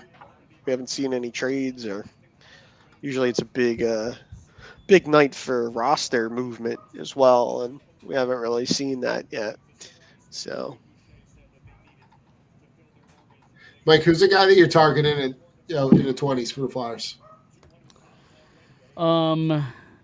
Quentin Musty, I like. I mentioned him earlier on this program, and I mentioned him on Monday on our main show. yeah. Okay. Then What do you like about him? I like the big body forward, but again, they won this draft with Mitch Call, but I like big body playmaker. Yeah, it's kind of that's my main guy right now. I don't know if he'll be there at 22 though. Yeah. He might get taken. I don't know. It's one of those weird things. It might fall, it might not. You know, What Yeah, about another Russian kid? What about Butt? There you go. I mean, I like him. It's a hell of a name. It's a hell of a name. I like big butts, and I cannot lie. And I mean, he's 6'5", 205. he's a big kid. You know, He's a big butt. Just for that, Don, you have me sold. I like that. I mean, it would be like the Flyers in a new regime to go to a place that they haven't gone in a really, really long time, to go back there twice. Yeah. Within 15 picks. Yeah. What's interesting here, I think, with Vancouver too, is Benson's still out there. I didn't realize that he hasn't been taken yet. Tom Willander has been picked. Willander. Yeah. Ooh. So Zach Benson keeps He's falling sliding. here. Yeah, he is sliding a little. Do you think it's his size? You know, He's like it might be. 5'10", 160. Yeah, he's tiny, but I mean, that was me in 7th grade. no, I mean he might be falling due to the size thing. I feel like there's enough evidence at this point with the way the game is to see that that's not a deterrent for guys. If you have an elite skill, that tends to win out at the end, and Yeah. you know, and have like Benson too. He's a brave kid. Like he's not afraid to get to the dirty areas on the ice and stuff like that. I would have thought that teams would really fall in love with that. So I'm really surprised to see that he hasn't been selected yet. That would be a great pick for Arizona here with their second pick. You get a center, you get the big upside kid, defenseman with the top pick, Yeah. and then with your the 6 overall, and then they go 12 to go center might not be a bad thing either. I So don't hate it. I don't hate it. Mike, you got Chris chiming in. Who's the comp? Give me the comp for Michkov. Who's the comp for Michkov? I mean, do I just say Ovechkin? I mean, is that too far? It's probably a little too far. But like an Ovechkin light-ish, yeah, right? I'm Maybe a little more playmaking than that, but I don't know. yeah, that's tough. I mean, I'm trying to think, and like, I don't like that Christian just stumped us like that. I mean, I'm to telling drop you, a question like that. we all got thrown off the second they said Michkov because like I really didn't expect it to happen. I really didn't. Yeah. Yeah, I mean, you literally had, like, if you think about it, Mike, in tiers, right? You had Connor Bedard, and then you had like the next group of guys, which was like Fantilli, Carlson, Michkov, Will Smith, maybe Zach Benson, right? Like you had that, like, Yep. he was right at the top of that next group of guys. And God, they're young. Like he's young. They're young. Like he's young. He's talented. I'm looking at like yeah. the arrow is just pointing straight up. Yeah. Yeah. Christian said he heard Martin St. Louis, and that's not. That doesn't seem that far off. I mean, No, a little bigger. Marty was a little bit, not much, but yeah, he's a little bit bigger. But I mean, yeah, it's really about the offensive skill, the hockey sense. He's got remarkable net sense. Like some guys just have that ability. They just know, like when you watch a game and you see them, and some of them just possess this like talent where you feel like the puck's following them, in the offensive zone, and that's a trait. That's an actual skill, like that guys have, and some of the real special ones have that. One of the best players I've ever seen that has that ability is Sid, is Crosby. Just to be able to find the puck, being able to just to find him all the time is it's not by accident, So Can he be on that level, Mike? Who's that? Can he be a Crosby? Why not? Sure, I'm all in. I'm all in on the. I might order a Michkov jersey tonight. Like, ooh, that's where I'm at. I don't even know. I don't care. I'll just have it blank and I'll iron it on later. But with that being said, I'm gonna sign off for a little bit. It's bedtime. I gotta put the kids to bed. All right, so I'm gonna do that, and I'll be back around in a little bit. All right, guys. All right, Mike. Thanks. We'll talk to you soon. Well, yeah, man. I mean, listen, it's all smiles around here. Yeah, for sure. Yeah, this all is smiles. But yeah, I mean, could that be? I'll give you the same question. Is the ceiling? I mean, the ceiling, everything we hear, could the ceiling be that not just an elite level player, but like a top of the league player? Yeah. I mean, I could certainly see a scenario where that's possible. When you're able to score at the level that I think that the rate that he has scored at the KHL, that tends to like there's an adjustment period there, with the I Right. think they play on a bigger rink in Europe and stuff. So there's a little bit of a difference there. So you have to kind of adapt, but and not all of them do. And this is a you're right. big swing for the Flyers, but I think if you're in the situation that they're in, taking a big swing is not the worst thing you can do, certainly. But I mean, I really love the potential there. There's opportunities for his game to evolve in other ways. Right. And so yeah, I could see him being that player. I could totally see that happening where, he's not just a franchise level player, but he's also, we're talking about him as one of the more gifted guys in the whole league. So, All right, so I got a trade. trade. This trade, the trade that came across in March that got the Coyotes this pick. Okay. Right, it was the 12th overall pick, a second round pick next year, and in 26 for Chikrin, and that's why Arizona's picking right now. Yeah, that's how they ended up getting this second pick. Okay, yeah. But the Jets. Ooh. Daniil Butt went to the Yotes here. So there's right here? Pick. Yep. Now he just went. Wow. Yeah. He was another one. Wow. I mean, he's a guy who was in the mid-20s. Yeah. In most drafts. Yeah. God. Why do I feel like the Coyotes are being the Coyotes? Good Lord. Yeah. Like, yeah.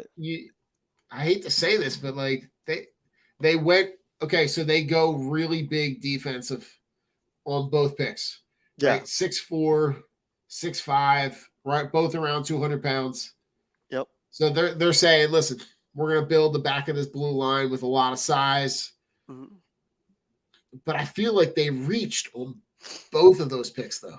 I agree. They're They're both Russian. They're both Russian kids. I think they're actually on the same Russian junior team too.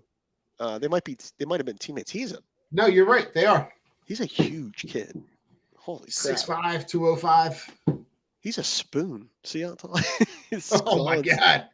Tall and skinny he is. But it's amazing what these kids look like when they're not just soup to nuts in all the equipment. Yeah. Yeah. So, yeah, I mean, I got to say, like, I do think I agree with you, Don. I think this is a little off the board. Again, still, there's no Zach Benson here. And that surprises me.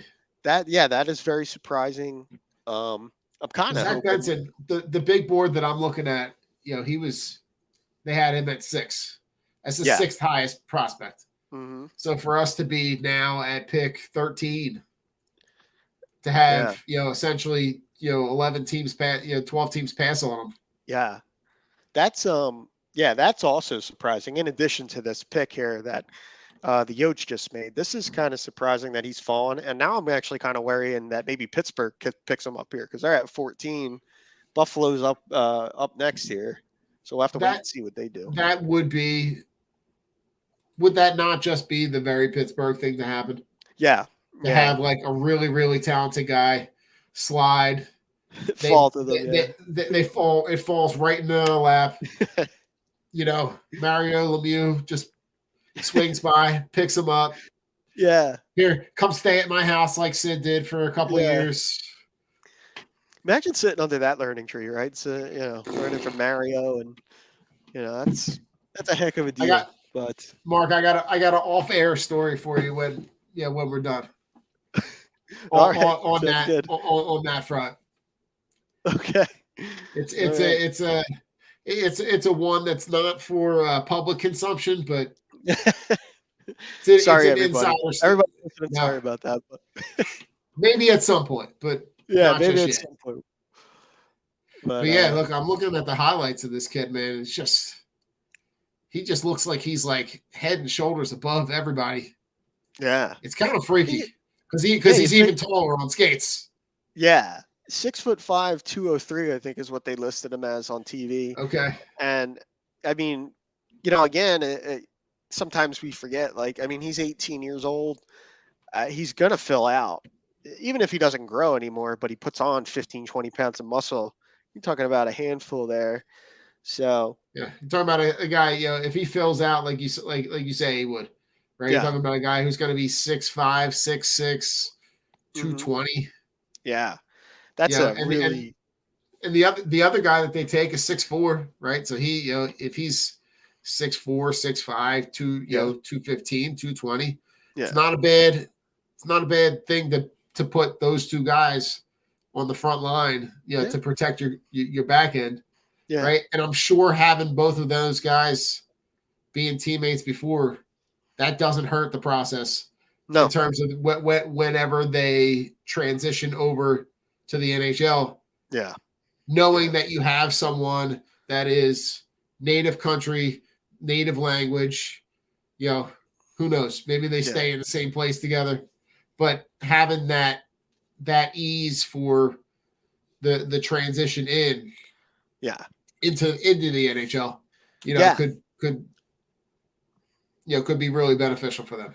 Yeah, it could be. I mean, I think in the Yotes case, it's really like I don't mind them taking the big swings with these picks. They're in a situation where things have to get better for them, and if these two kids are like, if they hit on their potentials, I mean, Shimashev is a really good young defenseman.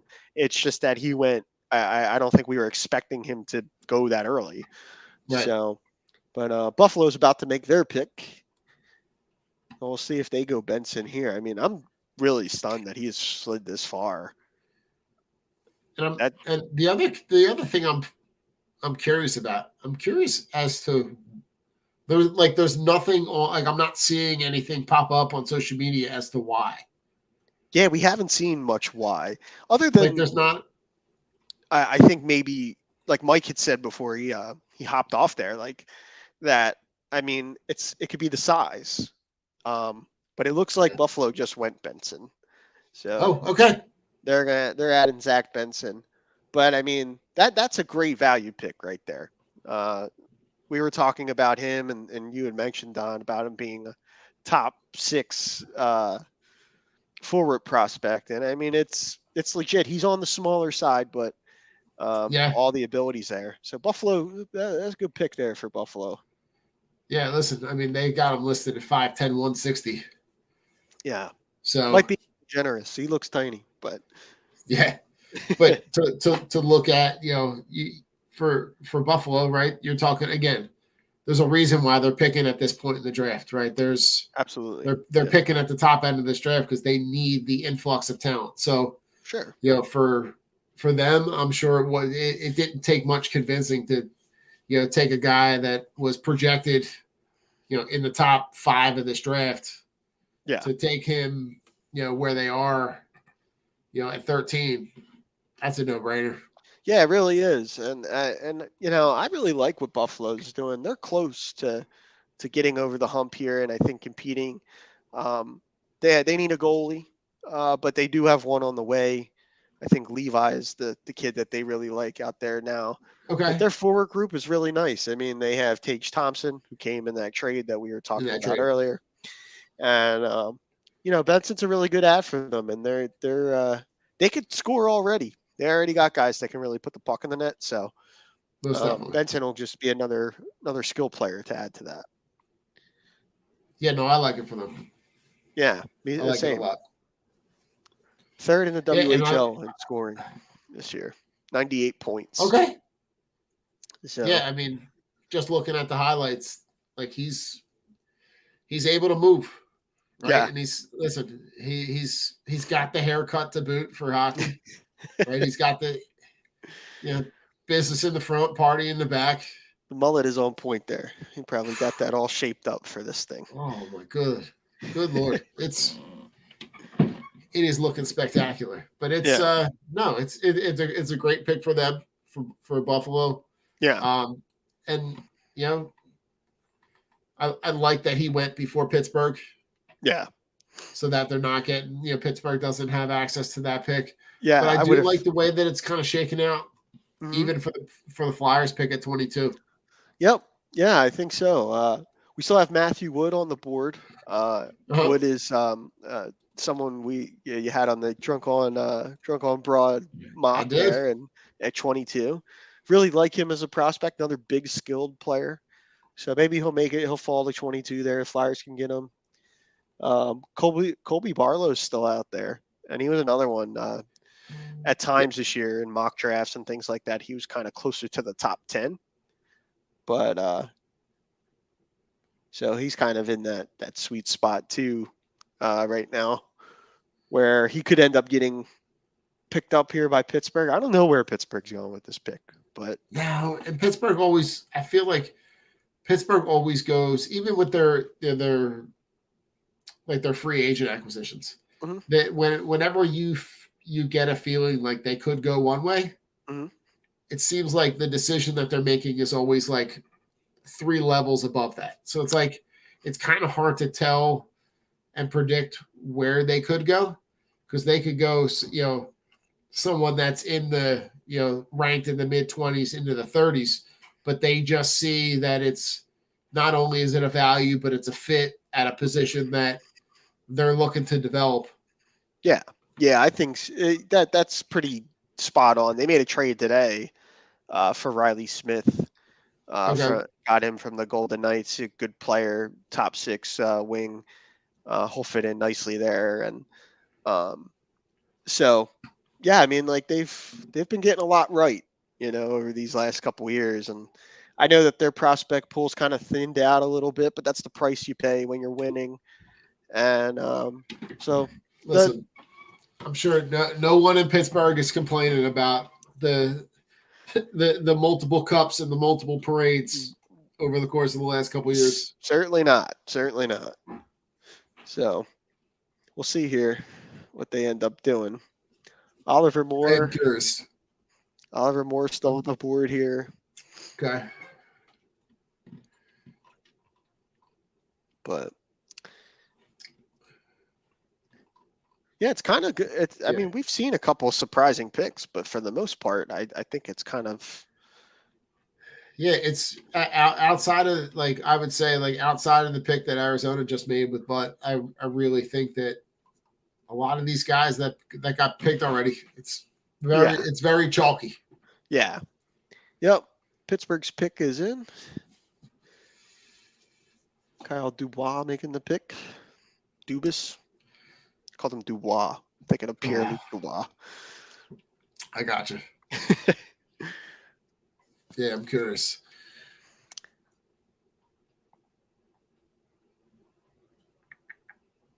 Penguins go Brendan Yeager with the 14th overall pick. Center for Moose Jaw.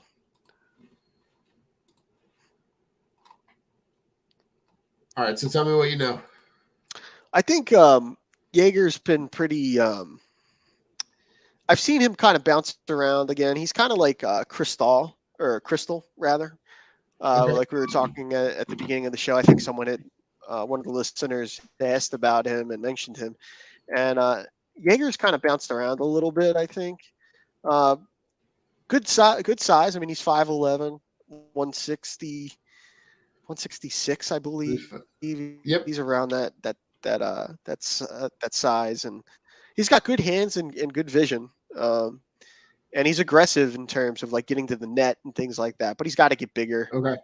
He's got to put on some weight there. And, I think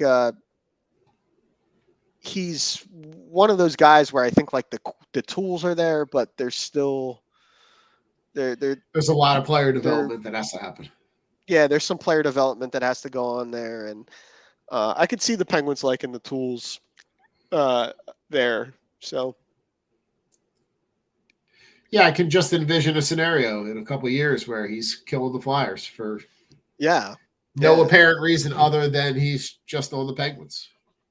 Yeah, if you have skills you need to work on, I mean, playing with Crosby and Malkin probably helps that a little bit, I'd imagine. Having the ability to be able to go upstairs and talk to Mario Lemieux. I mean, yeah, I could think of a Mario. Of a less talented room. Like God, Yeah, there's just a for lot sure. of talent there. There's a lot of places to learn. Like, I don't know. Did you see the pic or the picture of Victor Wembanyama the other day after the Spurs picked him? And I did, yeah. he's out to dinner with Tim Duncan, David Robinson, Manu Ginobili, and there was another guy. Like, there were like four guys who are all Sean Elliott, like four guys who Yeah. are all in the Hall of Fame that are like, oh, let's come hang out with us for a little while. Yeah, that's if you're a big too. I mean, David Robinson and Tim Duncan. That's pretty Again, good. I could think of a less talented group to hang around and learn a Yeah. couple things. Yeah, for sure. Gosh. Yeah, I could certainly think that as well. But yeah. I mean, we'll see what we'll have to Nashville see does here because the hometown team.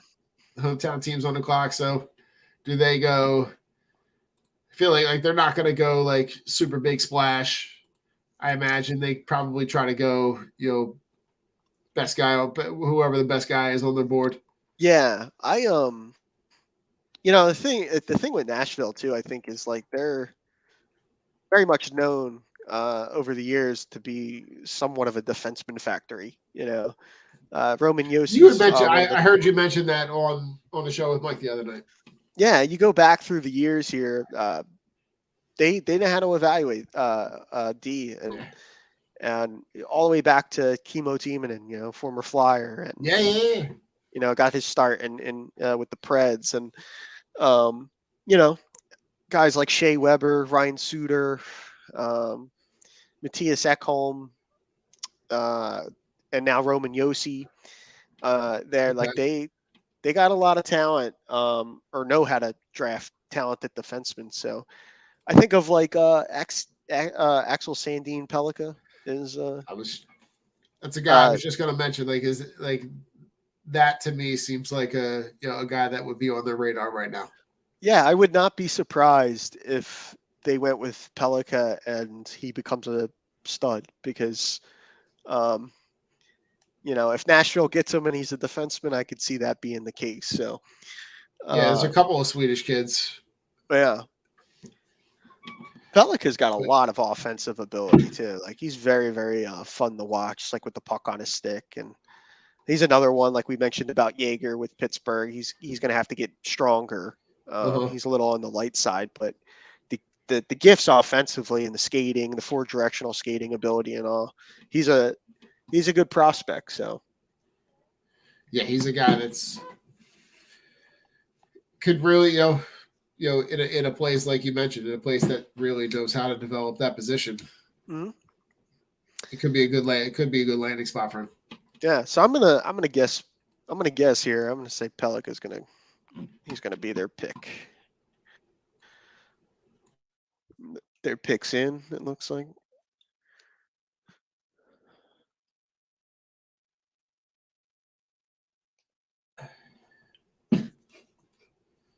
Yeah, I don't typically think forward and stuff like that, or who we go with here.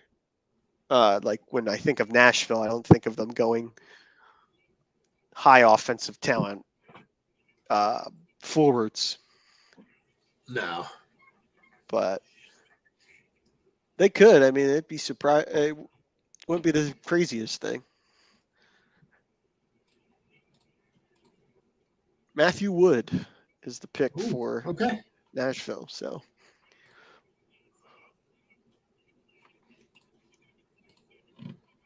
that is surprising. I did say Pellica, but Wood's a good. Wood's a good player. He's a good player. He's a good player, right? And nothing in that one mock that I did, right? I took him in the mid-20s. So, the value is there.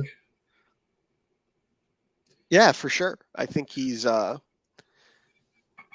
pretty good player. I think he already had a year at UConn. Did he? He was playing at UConn. Yeah, he was playing a year at UConn. Yeah. So, looking it up now. Yeah, He had 34 points in 35 games, so pretty good. 11 goals. Point per game, right? So really productive.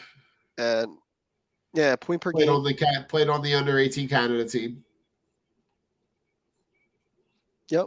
One thing I really like about Wood too is like he's a big, skinny kid, but he's got small. He's got small. He can play in tight spaces.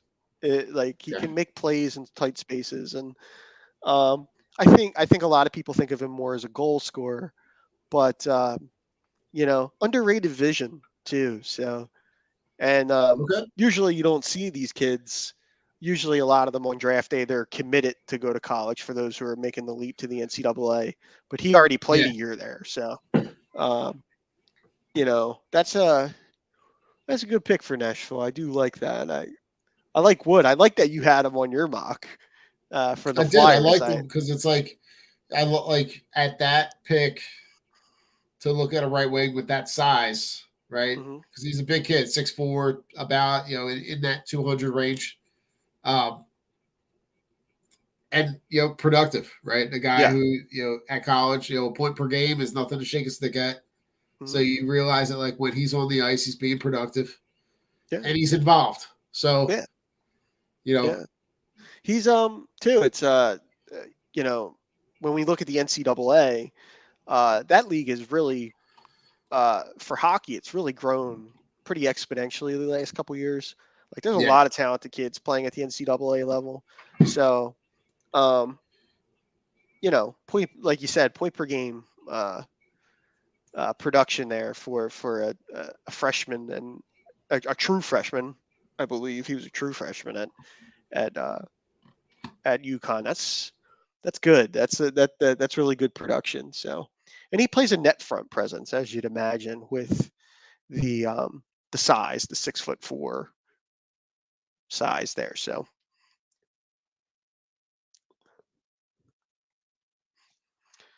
we got Mike back here,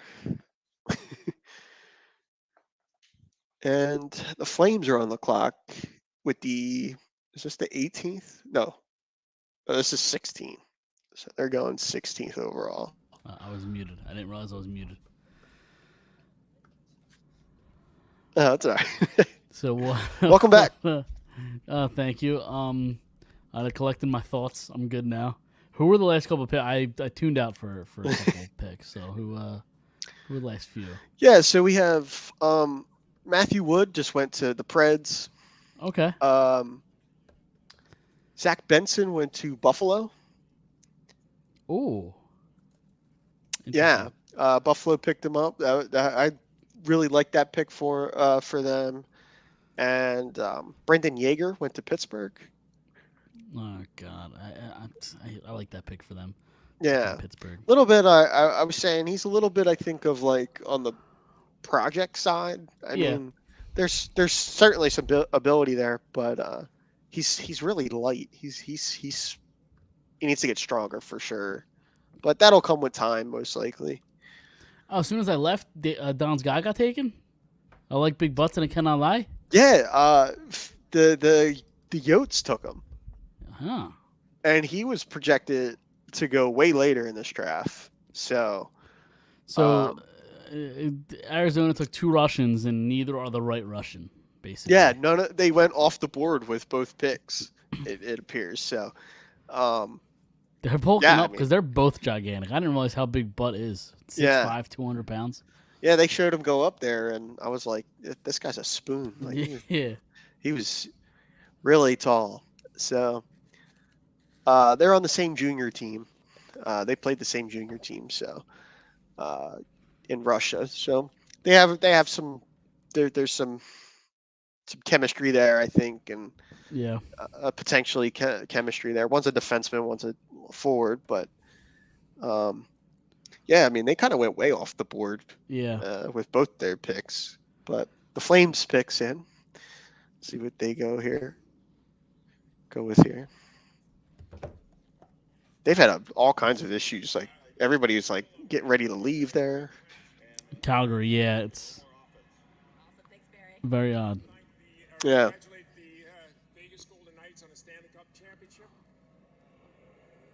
And finally, there's not a general manager sitting at the table tonight, or anybody that's been a manager in this league for the last 25 years that hasn't been positively influenced by David Poyle.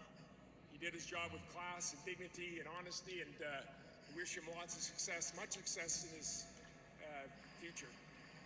For our first pick, I'd like to introduce our new general manager, Craig Conroy.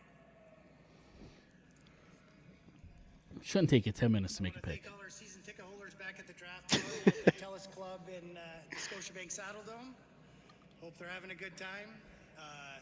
With our first pick, we're going to take from the Vancouver Giants, Samuel Hanzik.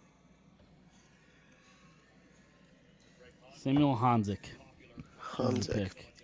I admittedly don't know a whole lot about Hanzik. They had to have seen a bunch of them though. WHL. I'm sure they do. Yeah. Plenty of scouting in that area. You did mention it, the fact like everybody wants to leave. What's going on in Calgary?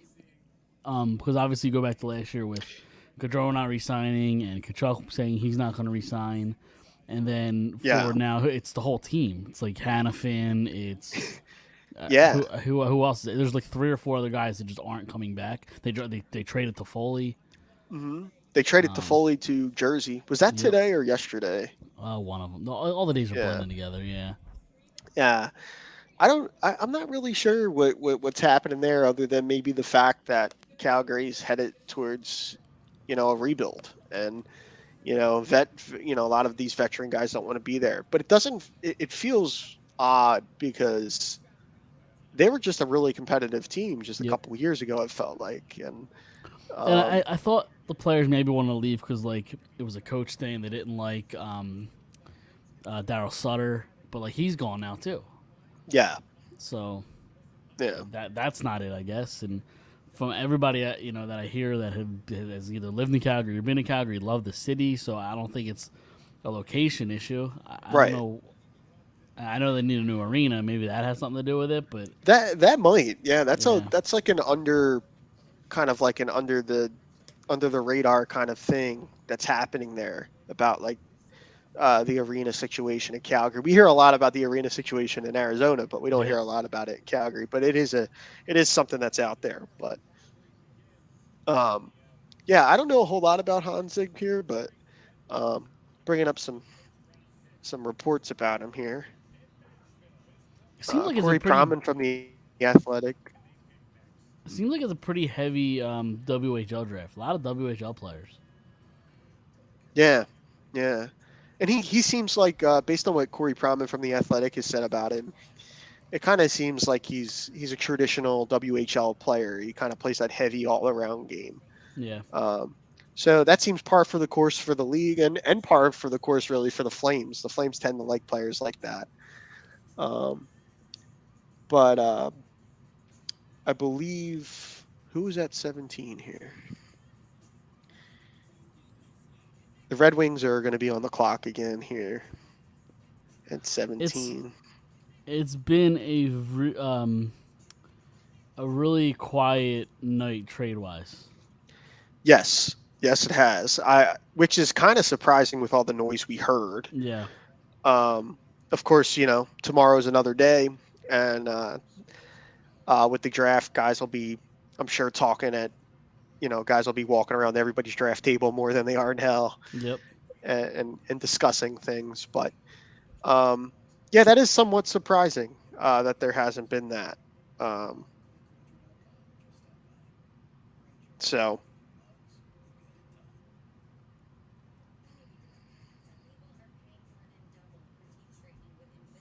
Yeah, I think some of the guys here, too, like, I think, like, Musty's still on the board, so we're kind of falling in his territory here. Yep. What's his name? Oliver Moore hasn't been taking it either, right? No, Oliver Moore. This is kind of we're getting late for him here, but another one I think another player is Colby Barlow, who I think is. Okay, he's similar to Musty in the sense that I think he's kind of like, tough, hard to play against, kind of player, and he actually seemed like he was a fit for the Flames there. But Hansik's a pretty good fit for them too as well. So it's always good to prioritize the centers over the wings too. Want to build down the middle for sure. Can never have too many centers. Yep, it's really it's tried and true, right? Like every year you know you look at like I look at what LA did yesterday with the Pierre-Luc Dubois Yeah. trade got completed. We had talked a little bit about him on the preview show, and they paid a hefty price, the Yeah. Kings, to get him, but Kopitar, Dubois, and Philip Deneau down the middle is pretty. It is. That's pretty tough to play against. I mean, It is. If Pierre-Luc Dubois is at the absolute top of his game, he's probably worth $8.5 million that they gave him. Mhm. Like I'm still skeptical on like if things start to go south and start to go bad for him in LA, he's gonna try to force his way out by doing the same antics he did in Columbus. Like right. I don't know. Yeah, I mean, really with Dubois, it's really not a matter of talent at all, right? Like, I mean, the Totally. ability is, Yep. you look at that. He's a big, skilled guy, and those guys are always coveted. Yeah. But it's really it kind of feels like a between the ears type of issue, like where teams have had trouble getting through to him. And I think there's like that question of commitment. How committed is he? And but he may just be one of those guys too, that just kind of leaves you wanting more in his game. Yeah. A 60-point player, and that's great. But he's a 60-point player that could be a point per game player, and it's just because he's not, he's not committed, or maybe he's not coachable enough, or whatever the case is. But on the face of it, but the Jets made out like bandits in that deal. Oh, totally. Yeah, Iafallo, Velarde, Kupari, and a second-round pick, I think. I think it was a second. And Velarde's already a good player. He had 25 or 30 goals this year. Yeah, he scored 25 goals. Yeah. So.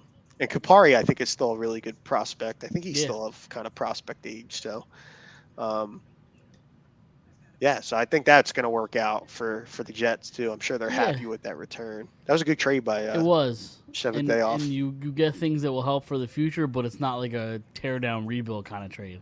Like you can Velarde and Iafallo obviously will be inserted right into the lineup. You could even maybe Kupari if it comes to camp and looks good. Yeah. But. Yeah. So we'll see how it shakes out. But I like what the Kings are doing.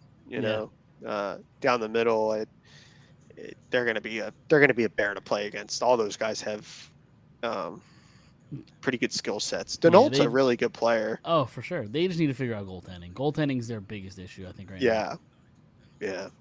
Yeah, they definitely have to figure that out. I was curious if there was any way they could make some sort of like bigger, crazy blockbuster and somehow get Pierre-Luc Dubois and Connor Hellebuck. Could you imagine that? Oh man, yeah, that would have been incredible. Yeah, actually, that makes a lot of sense. It does. If they could have got Hellebuck in that deal too. Yeah, I wonder if there's a side deal. Maybe you try to get Hellebuck still, but it's probably going to cost you a guy like Byfield. Maybe I don't know. Yeah. I should mention too, Detroit's on the clock right now, but I should mention too, I did put out the invite to Kylie to come on as our resident Devils fan on draft night. Is she coming? I did not hear from her. So, and I just thought, when did you send this invite out? It was a couple days ago. Oh, okay. Yeah, and I was just like, what a typical Devils fan. So, like to just ghost me like that. So. Yeah, she's a Devils fan. It's that's what I be expected. Yeah, exactly. Yeah. But you can go listen to the Bell Smashers pods. Everybody that's here, go listen to the Bell Smashers. Yeah. Just know that Kylie's a Devils fan, and that's not cool. It's unfortunate. It's very unfortunate. Yeah, unfortunate. So the Red Wings picks in.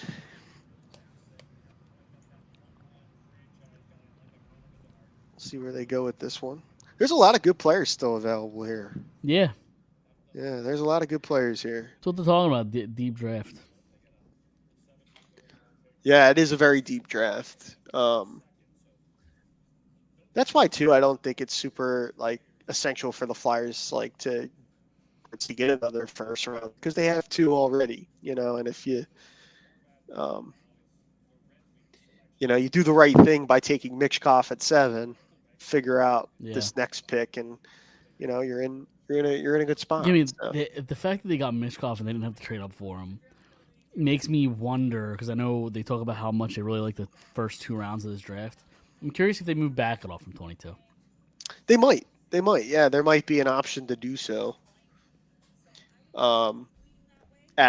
Maybe add a second. Right. In the Shears draft.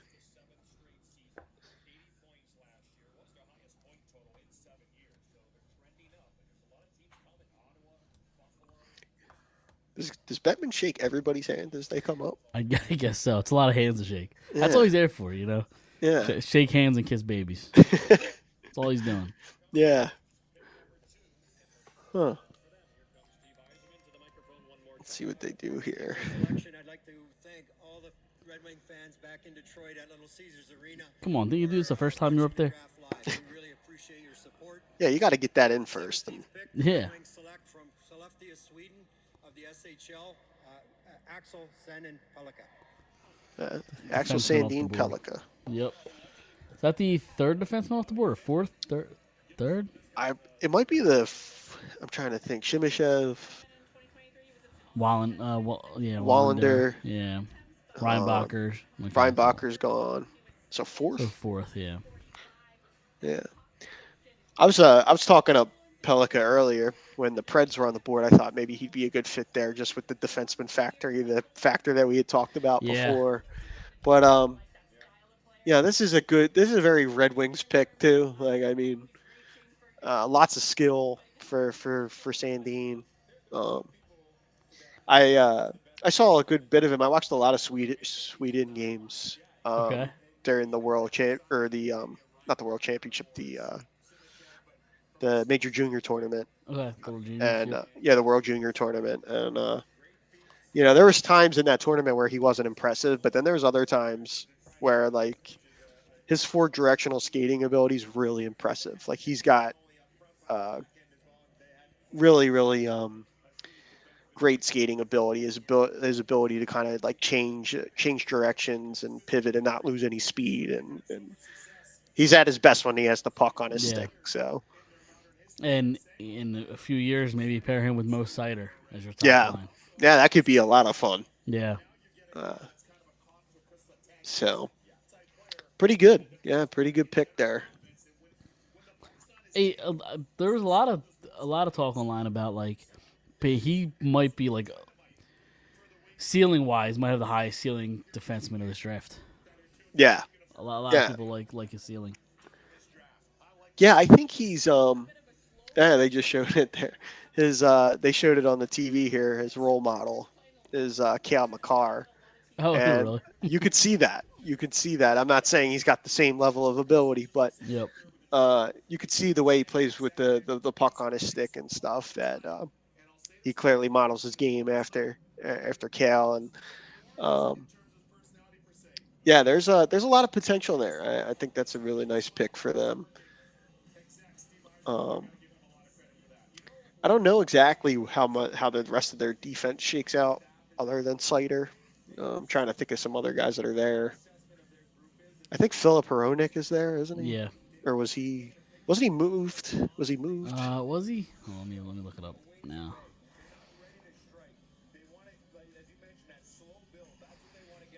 Dude lays the body. Yeah. Damn. Oliver Moore's still on the board too. That could be a good pick for the Flyers at 22 if he makes it that far. That'd be great value there. Absolutely. Who's up? Detroit.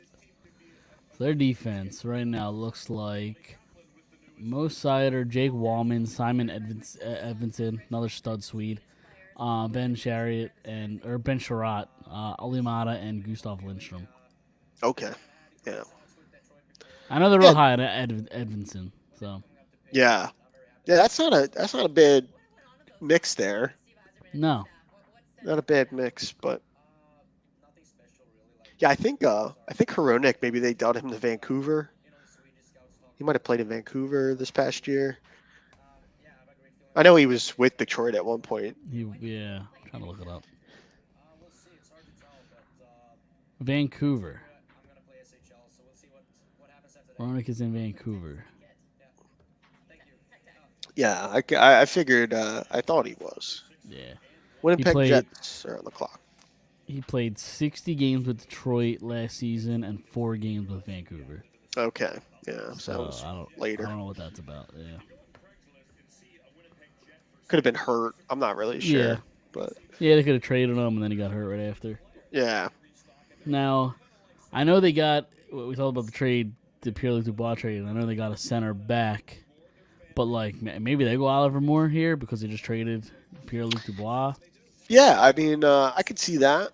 I could see more here. I really want to know what that's about because I mean, Moore was. I mean, he was out there at. I mean, at times he was early on in the year. I mean, he was projected to be a top 10 guy. Yeah, totally. So I wonder what's changed between now and then. I'm surprised the speed hasn't wanted given him more interest. Yeah, I think you'd look at that potential that like if we could work on some of these other elements that he has the speed to play at a high level. But Jets picks in. Gabe Perreault's still on the board too. He's coming off a really dynamite year with the United States developmental program hanging around there too. So Musty's still on the board. There's options for the Flyers. Yeah, the Flyers will have another good look at some players here. Callum Ritchie is a name that I've heard. Yeah, I really like the boom bust potential of Edward Chalet, the Czech prospect. I think if he's able to figure it out, he could be a real great player. But like we were just talking about more the skating ability for Chalet, it's like he's got a real choppy kind of stride. He's not a great skater, and I don't know if the other parts of his game are good enough to offset that. But I'd like to thank the city of Nashville for tremendous events. Oh my God, didn't they just do that? To congratulate David Boyle for a tremendous career. Thank you very much for all your mentorship. I also would like to say hello to all our fans back at Canada Life Center at our draft barbecue. They're having a barbecue? I guess so. In Winnipeg? Yeah, that's probably Colby Barlow. Colby Barlow. Yeah. Colby Barlow to the Jets. I've seen people rave about his leadership ability, Colby Barlow. Looks like a grown man. Yeah, I've heard people I heard he plays like a grown man too. So yeah, I've heard a lot of good things about his kind of like his leadership ability and stuff. And yeah. You can't have enough high character guys either, so.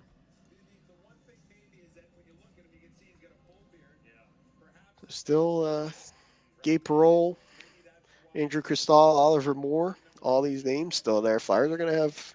Yeah. They're going to get an option to get a good player here too.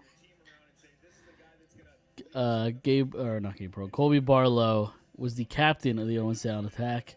59 games, 79 points in his second season in the OHL. Pretty good. Yep.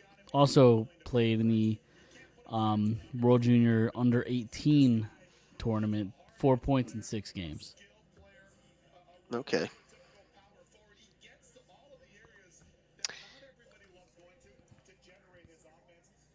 He looks like a grown man.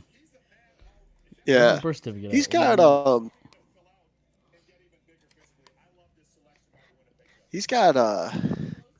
good he lacks like the speed, but I think really good compete level. And he's got some edge to his game. He does a lot of little things well. from what I've heard, and you know, as we know in the NHL, I mean, like you can play a lot of Yeah. years with those skills. So He looks like he just got out of the office and is ready to go hit up happy hour. Like that's what he looks like. yeah, He's just ready just he to go does. have a beer. Like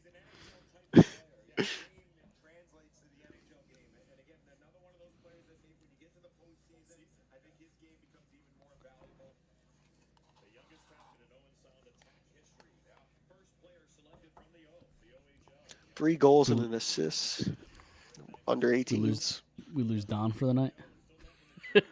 Yeah, we might I don't know have. I don't know where it went. I don't- Yeah, we might have. He might be back. I think he might be back, but yeah. Had to get a snack, I'm sure. Bathroom break. yeah, You know. yeah. That's what I'm I got some water. We had some water ice in the fridge or the freezer. Oh, nice. What Yeah. what flavor you It's got just there? chocolate. Because my Chocolate? kids are Okay. weird. Yeah, I'm not a huge chocolate water ice fan, but No, I gotta go like fruit flavors, lemon, mango, those mango kind is of. good. Mango's always good, but it's my kids wanted it. Their two favorite are like chocolate and like blue raspberry. And I can't do that. Yeah. That's too sweet and sour. Oh man, I'd So have it's yeah indigestion yeah. It's from. not good. It's not good. I like the mango flavor. Cherry's okay.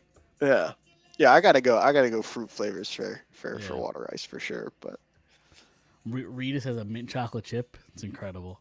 Mint yeah, chocolate chip water ice is unreal.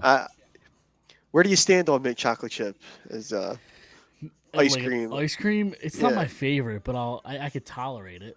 Yeah, it's my favorite. So Is it? I've had the water Let's ice see. too. So Now, is there a difference between because this is a big debate? I feel like is there a difference between the green mint chocolate chip and like the regular white mint chocolate chip? oh yeah, There's totally. a I think There's a difference, right? yeah, I would there's think definitely so. a difference. I prefer green. I do like the green. I So can get behind that. yeah,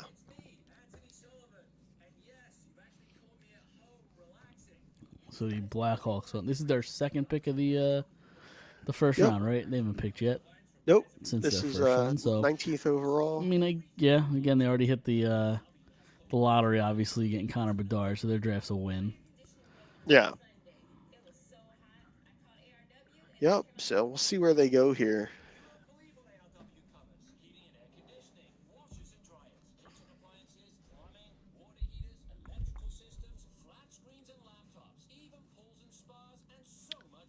Again, I mean, I'm gonna keep pumping them up here, but Oliver Moore just Yeah. continue to I know- slide down here. But you say you weren't the greatest, the biggest fan of him, right? Or was that just in the top 7 or whatever?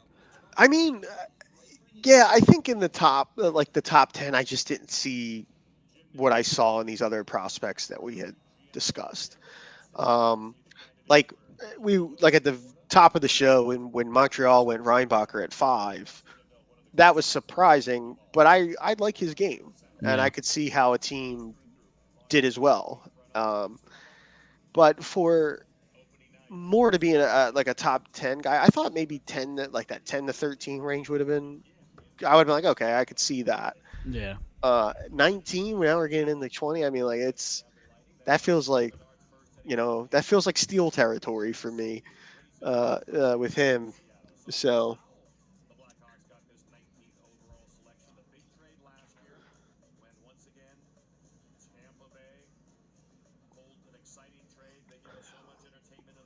I wonder if the Hawks go parole here, go winger. I feel like Bedard and they could use Perrault some would be. defensemen too. Who's that? They can kind of use everything. Chicago, so they could Oh, they yeah. could use defensemen, but they honestly could use everything. Yeah, Chicago stripped it down to the studs. yeah, Traded they everything. were pretty atrocious last year. So Yeah.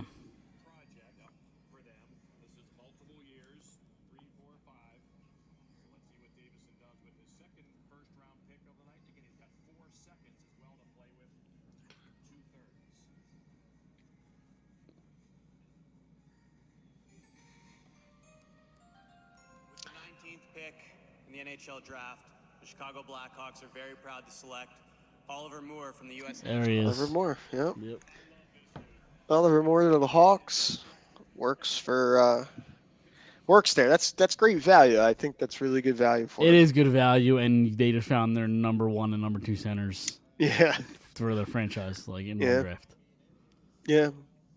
And we also talked about at the beginning of the show, like about this Taylor Hall trade for the Hawks. Like, really, really good piece to add. I think at this point in time. I know I saw some people wondering like why are they doing that right now, but um, you got to play. It's one thing to put Bedard in that situation, and he's obviously an all-world talent, but he needs guys to play with too. Yeah. I don't think I would have felt the same way if he was skating with Andreas Antetokounmpo or something. Right. And it's not like Chicago gave up anything in that deal. Like, yeah, they're not in the position to go trade a first round pick to Right. have somebody play next to Bedard. Mhm. It's a free Taylor Hall. You need bodies, so you get Bedard's career started off on a good foot. Yeah, and he gets to play with a really talented guy that knows how to score goals. So that's big for them, I think, at this point. Welcome back, Don. You're muted. I was just the same thing, Mike. We just switched. We just swapped yeah. spaces, Yep. right? Except for me, it's it's the dogs, the kids, everybody. Make sure everybody's set up. Yep. But I'm gonna hang around until a little after the Flyers pick. Nice. Oliver Moore just got picked at 19. I was just gonna say I just saw that come across. What about the Swedish kid that went to Detroit? Pelika? Yeah. Because Yeah, Detroit's got a decent history of developing, Swedish kids. Oh, you talk about Lidstrom. I mean, that's a good place to start. Yeah, Right. Nick Cromwell. Yeah, Cronwell, yep. They got we were talking about that, Don. I really like that pick for them. He's got a lot of ability, Pelika, and great puck skills. He's a maestro on the power play. So it's a nice ad there, I think. Yeah, and agree. you have Mo Sider and Simon Edvinson, and you just kind of slide Pelika right into that. Yeah, Right. Right into that core. yeah. Yeah, I like this for Chicago too. This is like we were saying, Don. Mike and I were saying that this is great. This is great value for Chicago, and likely with Moore and Bedard, they're 1 and 2 centers for the future. So, Yeah, I mean, listen, if you're Chicago, yeah, it's not a bad place to start. yeah. I mean, Moore with his skating ability, if the other parts of his game come along, I mean, that's easily a 20, 25 goal guy. Absolutely. Just on speed. No, Flyers picking 2 picks, or I guess 3 technically. Yes. Well, 2 and then their pick. Who are we looking at right now? I mean, if Peralt's still there, is that the pick? I would think. I would love to get him there. Yeah, I would love to get Gabe Peralt at 22. That would be a great ad. I think his hockey sense is off the charts. I think he could play with just about anybody too.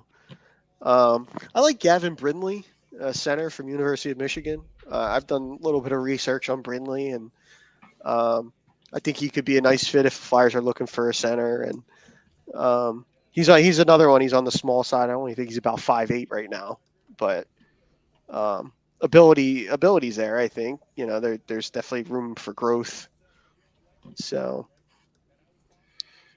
I got my eye on the kid from Slovakia.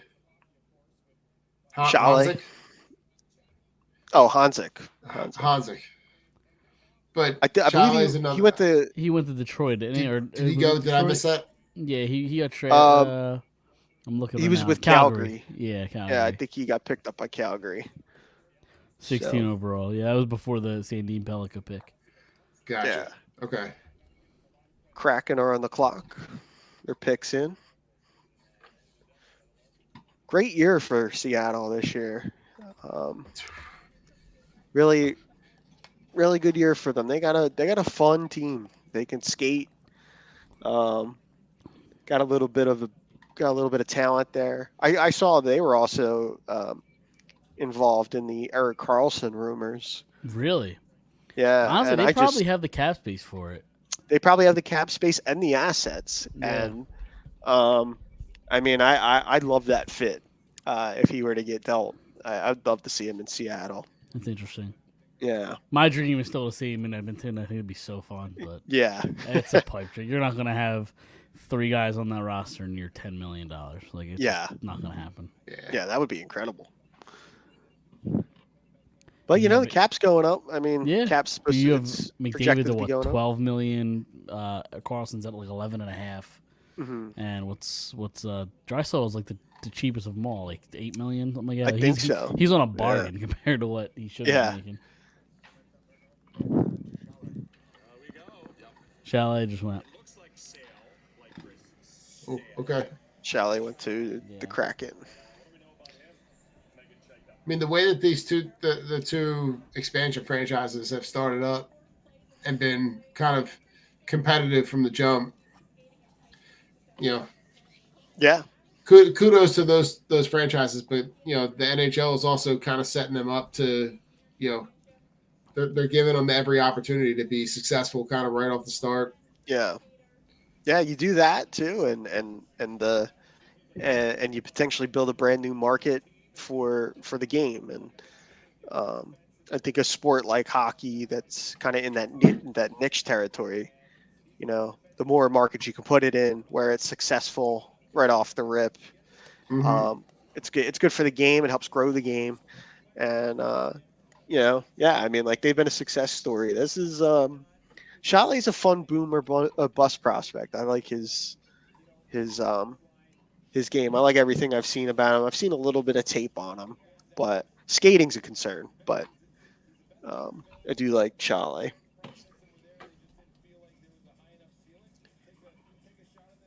Good size too at 6'2". Mm-hmm.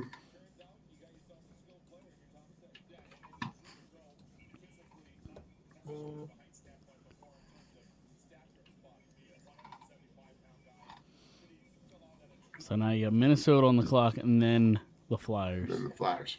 Yep. Then the Flyers will be up. Mike, do you got somebody in mind? Peralta or Musty, whichever one's there. Okay. I didn't think Peralta would fall this far, so if he is there, I would take him over Musty. I think at this point.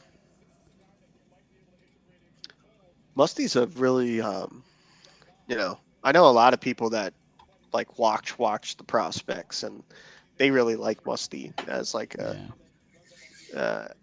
he, you know, saying like, you know, he might be one of the more complete players left, and so they could do worse there. I think they could definitely do worse there. Yep, for sure. I mean, listen, from everything I'm reading, right, he's physically aggressive, right, which this team, you know, if they're trying to build a young nucleus, they're going to need somebody that's going to be willing to, you know, kind of throw their weight around. Yeah. And, you know, he's got good size, right? You're talking 6'1", 200. So, yep. John Tortorella will love a guy like that. Yep. You know, he loves those guys that are good in the tough areas of the ice and the corners and things like that. I know he loves those qualities in players. So. And then, Don, we talked about it a little bit while you when you left, but like the Flyers basically already hit a home run by taking Mitchkov. It wouldn't surprise me at all if they wanted to pick up another second-round pick or something, and they could trade back from 22. Okay. I don't think that's I wouldn't hate it. Yeah, I don't think that's out of the realm of possibilities here. Yeah, opportunity to add more assets. But yeah, has there been a single trade in this first round? Like, I don't know if anybody's moved. No, they were when I was watching it, I was trying to keep track on my phone, but they did mention that, you know, through the first handful of picks in this first round, that they haven't had a draft with as little trades. Yeah. Yeah. So to have a move or a place, you know, in the draft where they're not getting any kind of movement, you know, it's not normal. But yeah, I don't think no trades. I know some years too. It's like a flurry of moves happen, and it's big names and Yeah. things like that. There's been none of that tonight. So It's been so quiet tonight. Which yeah, is weird because like coming in there was so much noise and so many rumors yeah. but I don't know. So, Well- Mark, what the guy that you had mentioned when I was talking, the Russian defenseman, Shimashev. Mhm. So good size, right? A guy that obviously is pretty mobile for the size that he kind of plays at, but has the ability to kind of throw his weight around on the offensive end. Is that a guy that you would like here at this point? Yeah, yeah. I would like. He would be a really excellent. But like the potential's there. I think they went a tad early. I think the Yotes went a tad early with him. But I mean, like all the tools are there for his game Right. to really evolve into like a top player. Um, so yeah, I mean his ability alone. I mean, the pick's fine. I think Yeah.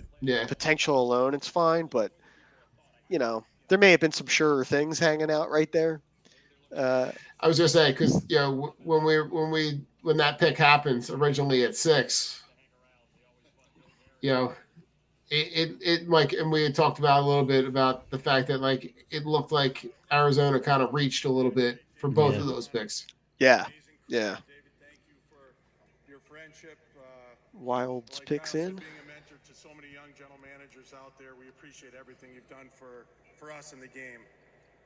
Also, a great thank you to the city of Nashville, especially Tootsie's for keeping this entire group well hydrated and entertained. Wait, hold on. I gotta go look up. All right, hold on. From the University of Wisconsin. Tootsie's in Nashville. Strammel. All right. Charlie I gotta Strammel. see. Okay. Oh, okay. Was he? Tootsie's is a honky tonk orchid lounge. Bill Garrett is hilarious. It makes a lot of sense. That's coming from him that he said that. Okay. I mean, that's. I don't know much even about think- Charlie Strammel. I'll be honest. I don't know. I don't know much about him either. He's off my board. Yeah. I mean, the one draft board that I'm looking at, Mike, on the Sporting News had him at 37. Okay. So 6'3", 212, played at Wisconsin, power forward. Can be can be center or forward. Yeah. Yeah, that's But that seems like a little bit of a reach. Yeah, I'm not sure. I'm not sure like much about his game. I certainly didn't see him. He's a big kid. 6'3", 223. What are they feeding these kids? Like every kid is gigantic. Yeah, that. Mike, I'm sure he's throwing hay bales and tipping cows in his off time. From St. Paul, Minnesota. Yeah, I mean, Played at well, that Wisconsin, makes yeah. sense. Oh my god. Kids are just gigantic. It's insane. Well, I'd there's have to another imagine. kid. If I get further down on this list, there's another kid. There's a goalie from Omaha from the USHL. Michael, and I'm going to butcher this name, Ramble. 6'7", 215. Is there any net to shoot at? So he's it's his first season in North America, coming from the Czech Republic. Okay. How big was Ben Bishop? He was right around the 6'7" range, wasn't he? Yeah, yeah. Remember there was a time where there was like a run on of like really big goalies. Yeah. I think that's kind of like leveled off a little bit. I think around that. Now it's more athletic. Yeah. 6'7", 210, Mike. Yeah. Yeah. There's a time where like I felt like a lot of teams were looking for bigger goaltenders. But they said Strimmel's nickname is Big Rig. Big Rig. That makes sense. So and Makes he's sense. a big boy. So the Flyers on the clock now. The Flyers pick is are on in the clock. officially. What? Who do we think it is? Okay. Peralt. I got to imagine that it's got to be that's got to be a guy that's on their list. I think. Or do they go defense? I would have said like we were talking earlier, Don, about Simishev, and I thought he would have been here, and he ended up going in the top 10. So I was thinking him, but I think they're gonna go with.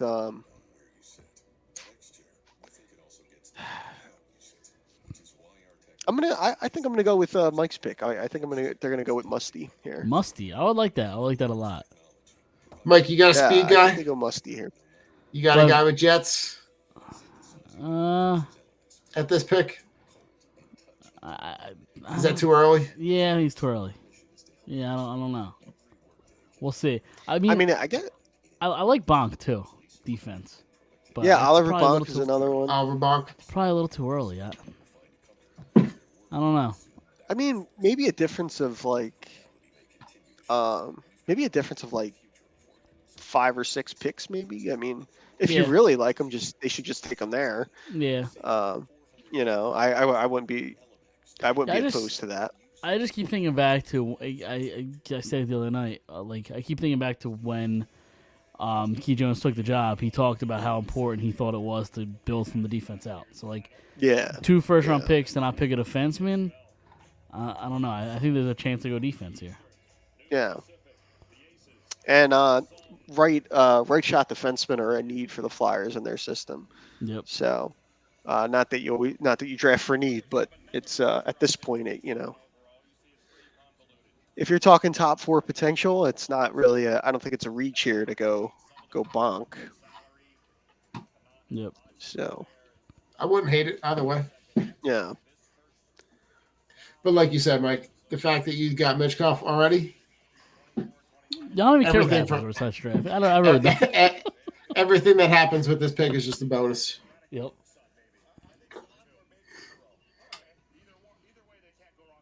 All right, they're walking up. The pick is in. Mike, you got the audio? Yep. Right. With the 22nd selection, the Flyers are proud to select from the London Knights of the OHL, Oliver Bonk. Oliver There we Bonk. go. Snipe that out. Good call there. Very good call. Former son of Radek Bonk. Radek Bonk. Yeah. So I don't hate that at all. What a serious recall, Radek Bonk. I don't think I knew that was his kid. I mean, Yeah, I never really put 2 and 2 together, to be honest. yeah, I with you. didn't put that together. I mean, Gentlemen, I'm reading it off the screen. yeah. I didn't do a ton of I wasn't doing a ton of research on Oliver Bonk. But no, I mean, it's a kid, from what I'm reading, a two-way defender, mobile, defensively sound, passing, good passing ability, and has offensive potential in his game. So Let's look at some highlights. Why Much not? like- Much like Moore and Benson in this draft, though, I'm Okay. surprised that Peralt is not. He hasn't been selected yet. Yeah. I feel like he was kind of Uh-huh. predicted to go, the 12 to 15 range? okay. Yeah, I believe so. And so I mean, he'll be another one. Like he'll be a really good value pick. Next. And I Mike, mean, to quote famous Jonesy, kid's got a good head of lettuce. They all do now. They're all big with great hair. That's the second. That's probably the second best mullet I've seen tonight. Who was the first? Who was Mark? Who was the kid we had? Yeah. Ah, Was it- Hold on. No, it wasn't Benson, was it? Yeah, It was Zach Benson. Was it? Was I it wasn't Zach here for that Benson? pick. Yeah. I wasn't here for that pick, so I didn't see Yeah. him. He's got like the high and tight on the sides, but he's got the lettuce in the back. It's all good. It's all good stuff. Bunk's Yeah, I mean, name- listen, his nameplate's I like falling off. everything that I see. Yeah, I mean, I mean, this has been a really good first round so far for the Flyers. It's a good piece of business here with Oliver Bunk, and too. I think I remember hearing make another cross sports reference, but I remember hearing back when Del Curry played, and they used to say I want to say when Del was in Charlotte or something like that. Okay. And Seth and Steph used to go out there and mess around on the court and stuff, and people that used to see them messing around on the court as kids, they were even as kids they were incredibly mature, as basketball players. Okay. And there's just something I think about when you're the child of a professional athlete, you see how dad prepares every day, and for his job. And I think that kind of I don't know if it's an exact I don't know exactly how it works, but it seems to rub off on them in some way, as the kids, and then of course in that scenario, Seth and Steph went on to be great players, so Listen, it can only help. Yeah. It Yeah, can you only have help a to head be start. exposed to be exposed to that routine. You kind of know what even though you're not at that level right now, you know what to expect when you get there. Yeah. In terms of just the day to day. Yeah. So I don't hate it. No, I don't either. See what the Rangers do here. Their picks in at 23. Yep. Well, gentlemen, Cool. I'm going to sign off. I'm going to check in with you all later, but All right. wonderful. Thank you for having me. And Thank I you will for catch joining back. us. Yeah, we'll catch back when we wrap this whole the whole draft class up. All right. Absolutely. I'll see you down. Thanks, All right, Doc. later, gentlemen. I mean, I gotta imagine that Peralt's coming here at some point. It has to. I mean, when you get to this point of the draft, there really is no need. I feel like maybe organizational depth and need, but these guys aren't gonna be on your lineup tomorrow. Right. Yeah. So it's hard to even project anything with what your roster is gonna look like in a year, 2, 3. Yeah. So at this point, you're just picking the best player available. So why wouldn't you think Peralt's the best player available? Yeah. I would not I really hope the Rangers don't take him, just because I don't want to see the Rangers get somebody I think is real good. Yeah. Yeah. Right. Oh God! If they pick Musty, I'm gonna be upset. Oh yeah, I didn't even. Yeah, I already forgot about Musty. That'll be terrible. It seems like he would actually fit into that lineup, to be honest. But yeah, he seems like a Laviolette player yeah, too, Musty. So The New York Rangers are proud to select from the U.S. Under-18 team Gabriel Perreault. that's a good pick, man. I Yeah. hate to say it, yeah, but it is. that's a good pick for the Rangers. Kid's got good lettuce too. Whoa, yeah, he does. That's probably what my hair would look like if I let it grow. Yeah, right. So it's got the Al Capone pinstripe suit on. Yep.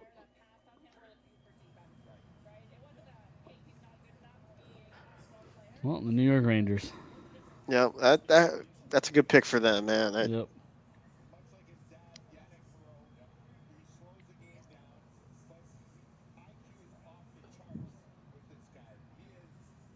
I always like seeing too, and now we're getting towards the end of the first round here. You see how many kids they usually do. Someone puts together a list of how many players came from where. Yeah. And I feel like the U.S. developmental program racked up tonight. I mean, The last couple years, it's they've started to take over. Yeah. So a lot of good American kids. Yeah. Pearl's also, I believe, the son of an NHLer. Yeah, they just said it. I forgot. I can't. It's a very popular last name. A Yeah. common last name. Yeah, for sure. For sure. So we'll have to see. Nashville's up again, I think, at 24. Yannick Perot is his father. Yannick Pro. Okay, yeah.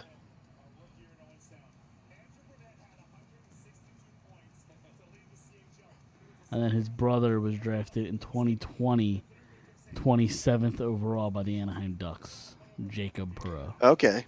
Yeah. Last year that was? 2020. Oh, 2020. Okay. Yeah.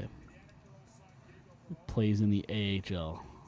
So hasn't cracked the NHL yet.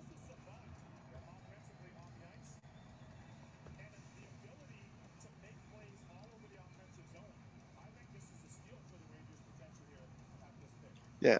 So, yep, another player with that family, those family ties, you know. Yeah.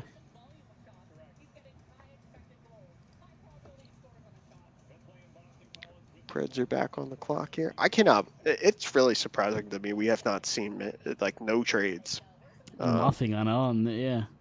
And with like you said earlier in our show, like, you know, all those rumors, all that rumor and innuendo leading up to it Yep. tonight. There's very, very little. Well, not very little. There was no movement. So, Like not even like the trade back, like yeah, nothing. yeah. But So, no movement.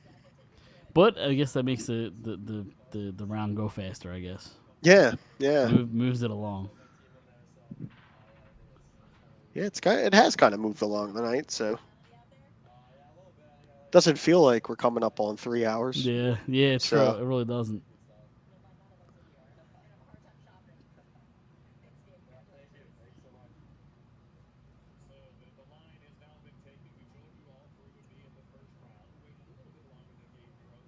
So a lot of people are to go back to the Flyers pick of Oliver Bonk. A lot of people here. I see some scouting tweets on Twitter. This is from Mark Edwards saying that he has pretty great hockey IQ, and he's just kind of scratching the surface on his physical development. Okay. And he played a huge role in the London Knights making the OHL finals. He wins his battles, but he's not very physical. So, Cab, yeah, and that's got to change. yeah. Well, yeah, you play for John Tortorella. Yeah. That's going to change, or Yep. you're not going to be here for much longer. So, Right. but you know, there's time to work on that. You Totally. know, But he's a two-way guy. You know, he's not totally offensive. He's not just defensive. Like he can do both at both ends of the ice.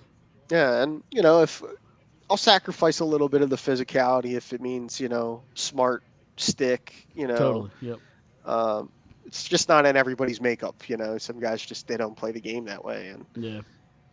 we do fall into that thought process though often. Of, you know, we see bigger players, we think that, oh man, they should be these like physical monsters, but you know, not everybody plays the game like Eric Lindros did. You know, like Right. Yeah. You can still be effective without, you know, being a bulldog. yeah. So Preds are making their pick again. It's so weird to me Barry Trotz is in the front office. It seems weird, but Yeah. Yeah, it really does. I'm surprised that he's in that role. yeah. But he's been around the game a long time. You Yep. know, he's very essential. I mean, Nashville's, you know, we were talking up Seattle and Vegas earlier, and you know, Nashville was one of those expansion markets that really, like, you know, found its way, and he had a lot to do with that there. Oh, for sure, yeah. So No, it's been a it means a success lot in to that Nashville. franchise. What was that? I said it's been a very successful expansion.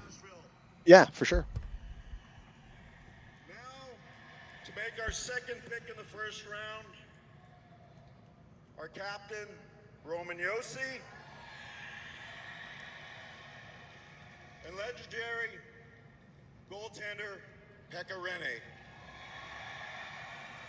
Pecorine. Nashville loves some Pecorino. Yeah, that's awesome. How do you have two guys then on one pick? With 24th pick of 2023 draft, Nashville is proud to select Tanner Molendyke from Saskatoon. Welcome to Nashville, Tanner. Yeah, he was hoping for Will Smith, but he didn't get him. Did you hear any of that? Yeah, Oh, that's funny.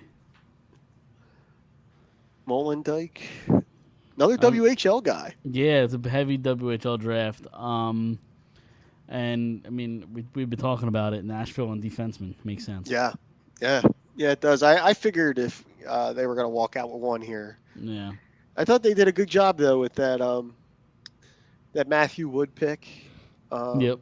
They made earlier in the teens, I think it was, and Molendyke I don't know a whole lot about, but I'll trust Nashville's judgment on that. Yeah, totally. So.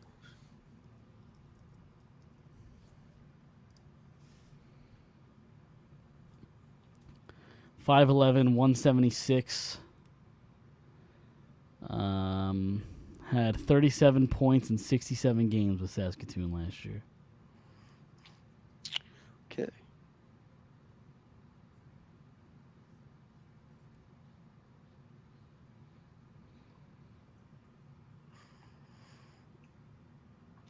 See if I can dig some stuff up on.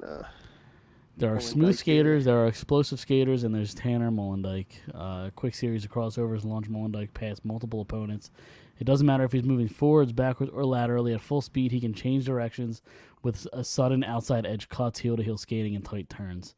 Even speedier, skilled opponents struggle as he instantly claims the middle, forces them wide, then darts across in a steal in a blink of an eye. His stick works precise, and his hits are heavy. That's all the prospects. So there you go. Okay, there you go. Yeah, seems like a Nashville guy based on that. Yeah, yeah. Seems like a Nashville guy. I don't know. A guy Corey Proman from the Athletic said he closes in on checks like a pro. Yeah. So that must be like his positioning and things like that.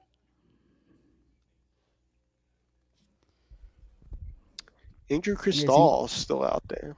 Yeah. It seems like Molendyke's a little closer to NHL ready than you probably usually get at this level of the draft. Really? Okay. Yeah. Still no Musty though. No. But when you get to this point, I feel like you talk about tiers of the draft. Like right now, if Musty goes now, that wouldn't surprise me. If he waits till 40, it wouldn't surprise. Like there's so many players there that you can kind of pick from that can go in any sort of order at all. Yeah, it really goes. It really kind of lends credence to the idea that, once again, everybody's best player available is different based on, their scouts' viewings of a player. Yep. And, that just becomes more and more the later you get in the draft. So, St. Louis is back on the clock this is their second first rounder. I think they have 25 and then 29 for the Blues. Are they still interested in Sanheim? Give me this pick for Sanheim, draft Musty, call it a day. Sounds about right, right? Yeah, and the Flyers have to worry about Travis Sanheim has a no trade clause that kicks in a few days. So if they're going to make this deal, it's going to have to happen soon. And, what's the deal with that? Is that a 12 team? It's modified, or is it a full no trade clause? I'd have to let me look it up here on App Friendly. See if we can check this out here. So I was curious about that.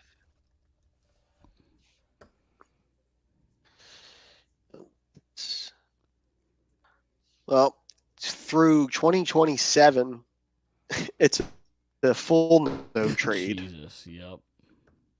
Uh, yeah, years 1 through 4, it's a full no trade. Years 5 through 8, it is a 12-team no trade list. So Jesus. still pretty. Yeah, Listen, that's still pretty I don't think Travis Sanheim's a bad player significant. by any means. Why is he getting 8-year deals with no trade clauses in them? Yeah, These yeah, NHL GMs and love to just throw no trade clauses out. Like that should be reserved for the elite of the elite. Like why does Torrey Krug have a no trade clause? yeah, no, it's a fair point, and I think that goes back to for the Flyers, that previous regime, right, where Yeah. you bring in the new coach in Tortorella, and you're looking for a culture shift. Well, you're gonna need the coach to decide which players fit into that culture or not. So Yeah. anybody who's a year away from UFA, like Travis was, it's like his value and his ability and the Flyers' ability to get a full return for him would have been a lot greater if he was heading towards free agency right now, Right. as Yes, opposed for to sure. being locked in a long-term contract where he has significant say in where he goes. And that's a big part of that. And it was a big blunder by the previous regime there, for sure. Yeah, and and at the deadline, he probably could have got a haul for him if he doesn't sign that extension. You sell him as a pending RFA. You get to negotiate with him. You probably could have got a ton for Travis Sanheim at the deadline as a pending RFA. Yeah, for sure, for sure. Otto Stenberg is the pick. I've heard a lot of people say a lot of good things about Stenberg. I've read a lot of good stuff about him. Another big centerman. Looks like he's got some skill. So not bad. Not bad for the Blues here. No. So the Blues have done. They've made all 3 picks tonight, which I feel like is a little bit of a surprise. They have one more, right? Okay, they have one more pick.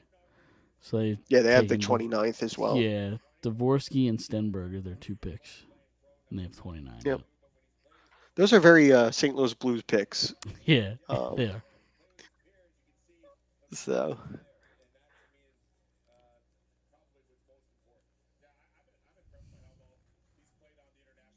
I still can't believe the Flyers selected Matvey Michkov. I'm just didn't pinch me. I'm dreaming. It's real, brother. It's real. Yep. They got him. I really love it. This is gonna turn into like a discussion about Michkov, but this, Yeah. but I mean, just and I've said this leading up to the draft. I've said this stuff on Twitter and stuff like that. I mean, the value's insane at 7. Yeah. And totally. like you were adding, you were talking about earlier about the, not having to make any like significant, earth-shattering trade to get him. And all it took was one team to, take Reinbacher earlier, which happened to be Montreal. Flyers had their choice. Arizona goes way off the board. Yeah. With Shimashov, and I didn't think that was going to happen that early. And they get their choice of them. It really kind of fell in their laps here. And yeah, like Arizona probably could have taken Michkov, unless they just didn't like the player, which is insane, or they didn't like the risk. But they could have taken Michkov at, what were they, 6, and then taken Shimashov at 12. He probably would have still been there. Yeah. I mean, he was projected to go much later. So, yeah. But that was that was a big in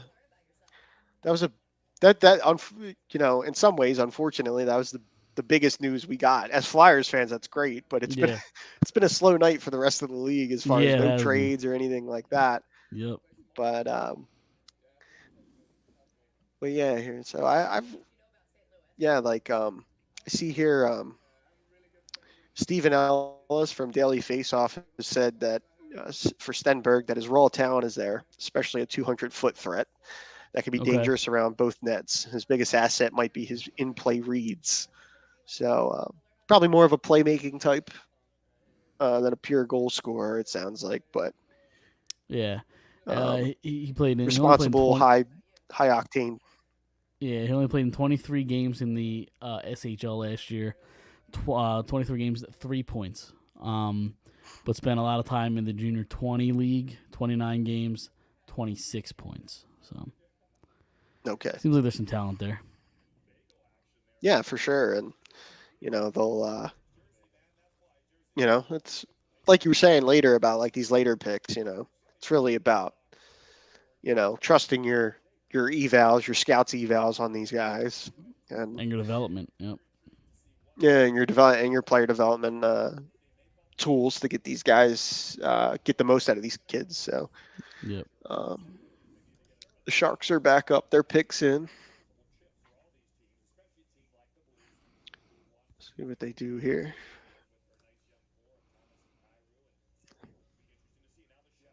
Yep. They've already taken Will Smith. People look. Yep, they got Will Smith.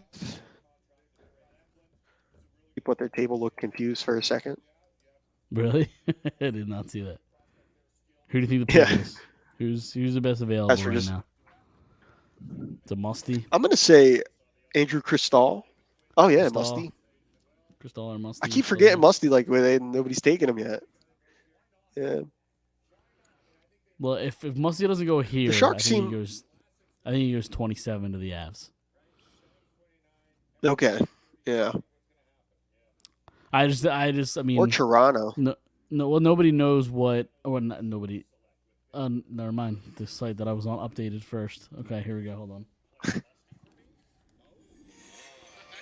I won't spoil it. The Sharks are proud to select from the Sudbury Wolves, Quentin Musty. There you go. Yep, there it there's is. Quentin Yep. Musty. But I was about to say, Colorado would have made so much sense because with the Gabe Landeskog injury, if he ever is going to play again, Musty seems like Yeah. that same type of player. hmm But it doesn't happen. Goes to San Yeah, I Jose. saw there were some mock drafts that I. Yeah. I saw some mock drafts with Musty where teams had him. He seemed like a really teams were very high on him, and Really? so certainly higher than 26. Yeah. But I think I was thinking for a second there it could have been Toronto. If he didn't end up getting past. I got a feel. I kind of have a feeling here that Colorado might go Crystal here, Andrew Crystal. Yeah. They seem like the type of team that would gamble on that skill, and Or if they don't, Toronto could use the defenseman. Talk about Travis Sanheim again. There's a deal there. Yeah, I didn't think about that. We're gonna manifest it here. Yeah. From what Yeah, I've we're gonna heard, manifest it. from what I've heard, Toronto hasn't even talked to the Flyers about Sanheim. So, Yeah. which makes sense. If I was them, I wouldn't want Sanheim either. Yeah. I mean, that contract, man. I mean, like as we've said, it really complicates things for them. I don't And think the price of the contract is that bad because he's around that value wise. I think. no, yeah. I think it's a no trade that probably shies people away. But like for Toronto, I mean, yeah, Sanheim's a nice player, but for a team that already has this reputation of being soft come the playoffs, is Travis Sanheim the guy you really want to add? Who's Yeah. incredibly soft? Like, Yeah. I don't think he fits in. Yeah. They need to be getting tougher on the back end. Yeah.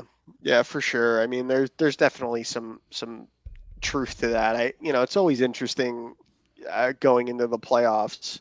We always hear those conversations, and there's always this back and forth with people about it. But it's really a prerequisite if you're going to have any kind of success come spring in the NHL. It's like you have to kind of bite down on the mouth guard and be a little bit tougher to play against, even if that's not you. Right. You have to kind of have to up your level that way. And it's something that often gets talked about, but like it's not as important. And I'm not talking about just like, grinders and things like that. I'm just talking about, even the skill guys just kind of stepping Yeah. up and in a big way. It doesn't have to be physically, just harder to play against all around. Yeah, that's the look of Vegas. I mean, their entire team is skill, but they're really tough to play against. They'll come at you at all angles. They'll hit you. It's miserable to play against, but yet they can all score at any moment because they're all great players. Speaking of Vegas, I don't know if we said it on here. $5 million, 5 years for Ivan Barbashev extension. They extended him. Yeah. So Really? it looks like they're going to keep him. Wow. Wow, this is gonna be a miserable free agent class. Yeah, it's pretty 'Cause, bad. he was the top shelf guy that was available. Yeah. And he's off the board. Yeah. That happened tonight, during the draft or right before it, or I think it was before it. I'm trying to find the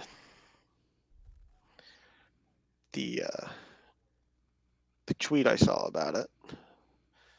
Pretty sure he definitely the numbers were right. I'm pretty sure that's pretty much what he. Pretty sure that's what he got. So.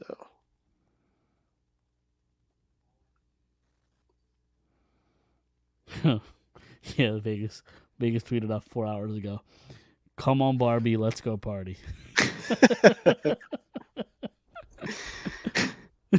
Pretty good. It is good. It is good. That's good. Yeah. It is good. No, it is good. So I guess I don't see the price, but I'll believe you the $5. Oh, yeah, here Frank Saravalli.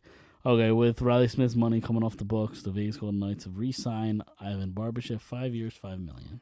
Yep. So. Yep, that's kind of that's where they're at with that. I like that. I thought for sure on the open market, I thought Barbashev, number one, was going to go to market, and number two, I thought he would have gotten a lot more. But to stay in Vegas and to stay with the team you want a championship with seems pretty. Seems like a no-brainer. Yeah, I guess it makes sense. I mean, I don't know if I would have saw a team giving him 7 years. Yeah. And much more than $5 million. Maybe 6. 6.25. But 5x5 probably about right.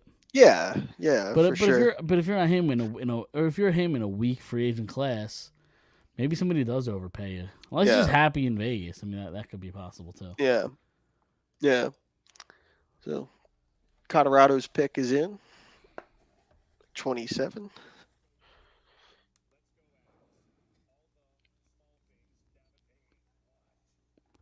They've been making moves, Colorado. Yeah.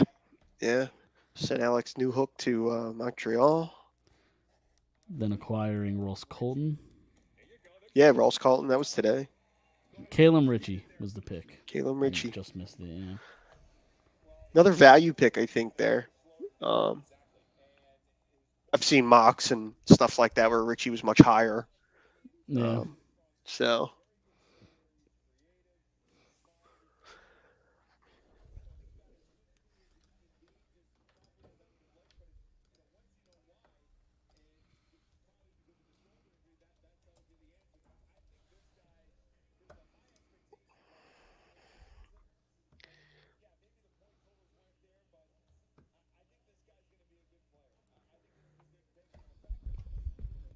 In his second season in Oshawa, he point per game, 59 games played, 59 points, 24 goals.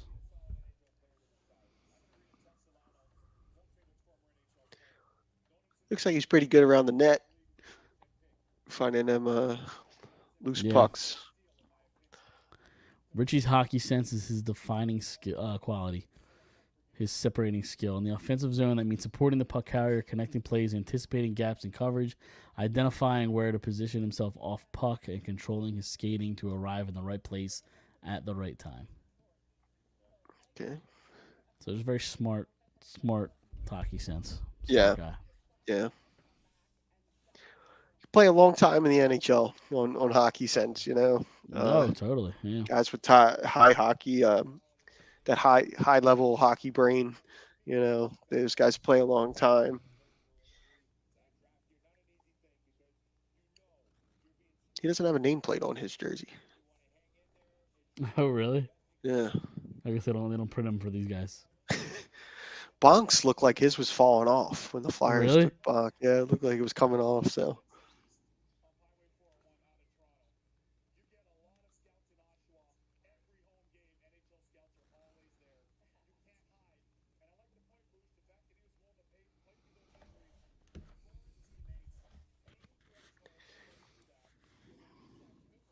So Toronto, I'm surprised Toronto still has a first round pick. Like with where they're at in their franchise, I'm surprised they don't just trade them away to try to get help in there. yeah, yeah, yeah. I mean, they're. I mean, they got to start. Like they're at that point too, where, I think who's it? Nylander and Matthews. These guys need new contracts now, and you have some tough decisions to start making, and uh, the window closes a lot quicker than I think a lot of teams anticipate in a lot of instances. So Do you know who the Toronto Maple Leafs remind me of? who's that? The Philadelphia 76ers. Just gigantic hype, and Yeah. never do anything in the playoffs, and they're just Yeah. going to run it back.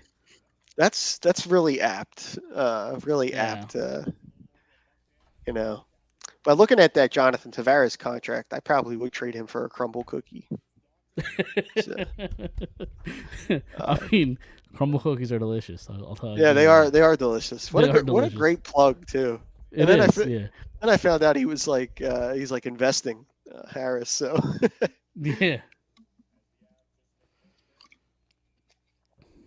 Future Washington Commanders owner. yeah, he's just buying everybody up. Yeah, seriously. Leafs are still on the clock here. Pick is in. That's it now. Yep. So they're gonna make the pick. No Travis Sanheim for the Leafs. Nope. I wonder if it's ever happened where you go an entire first round with no trades, like not a single one. I'm pretty sure Don had said something about he was looking. Someone said online something he was looking at said it was like really unprecedented that there hasn't been any deals. So, yeah, I mean it's surprising. Tomorrow could be a flurry of activity as well, which I'm hoping not because I'm at work. But right. I'll keep it on the radio at work. Yeah. Yeah. Hit the Slack for me. Yep, I will. So the Flyers' first pick is when?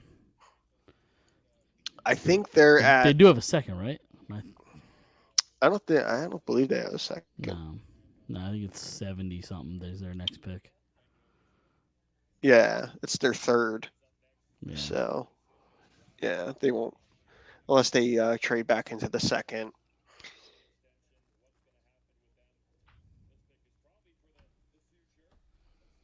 See what Toronto does here. Could be still waiting for my guy Crystal to come off the board here. He's still out there. Yeah. I feel like Toronto goes defense though. The Russian's still available, isn't he? I forget his name.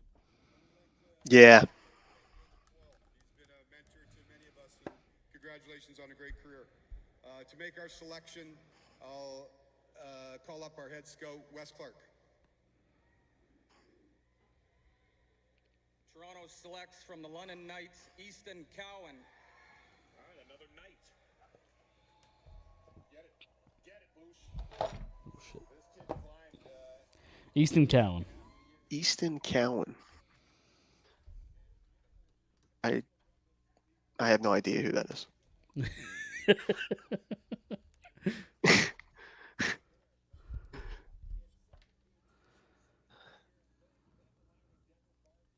I'm gonna have to look him up now. Central Scouting had him number 51. Elite Prospects had him ranked 66. Seems like a little bit of a reach. Yeah. Based on the experts and the pundits and the rankings. Yeah. The Hockey News had him 89th. Yeah. Yeah. He said he was heavily leaned on this year with the London Knights. And he currently projects as a bottom 6 energy player with a little bit of scoring upside. So Interesting. 53 points in 68 games with the London Knights. Kind of sounds like a little bit of a Scotty Lawton type. Yeah. Yeah, they could have just traded for him. Yeah. Cowan is a highly intelligent and creative forward. He Sounds a little creates bit like Lots, but creates opportunities by outspeeding and outdangling the opposition. Cowan's hockey sense matches to the quickness in his feet. He's able to link passing plays in transition, manipulate defensive gaps with clever movement and feints, and finds pockets of space in the slot.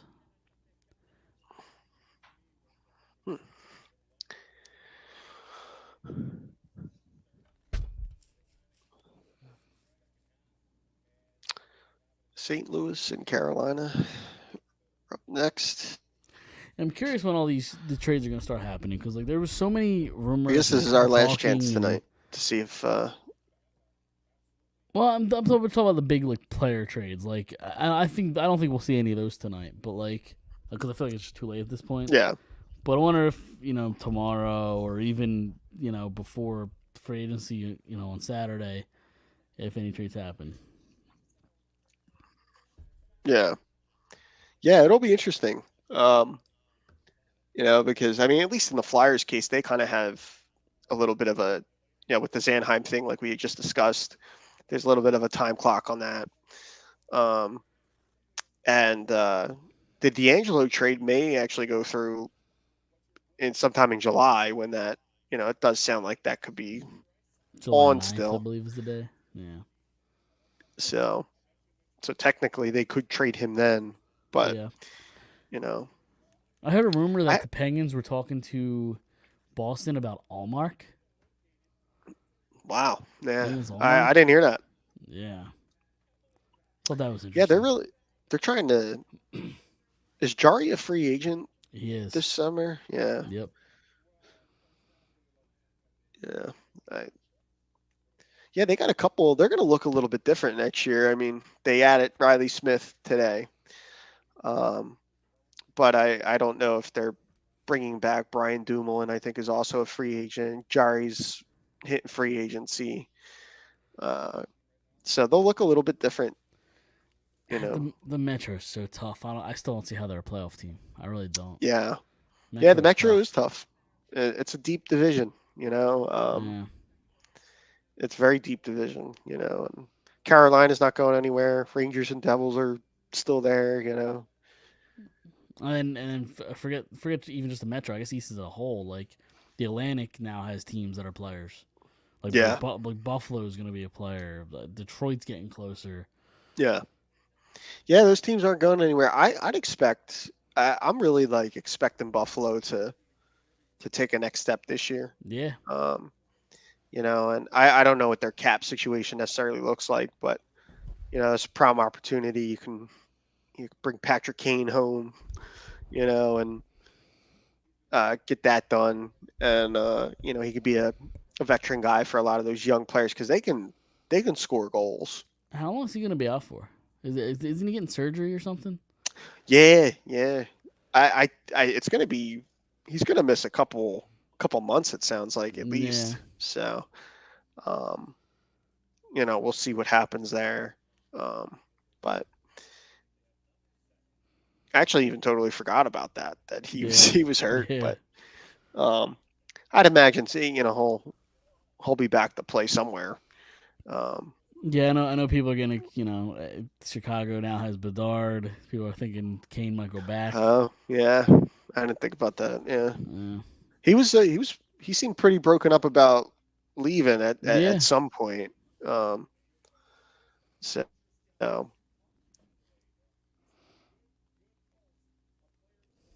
Louis has their pick in. Making their pick. See what they do here.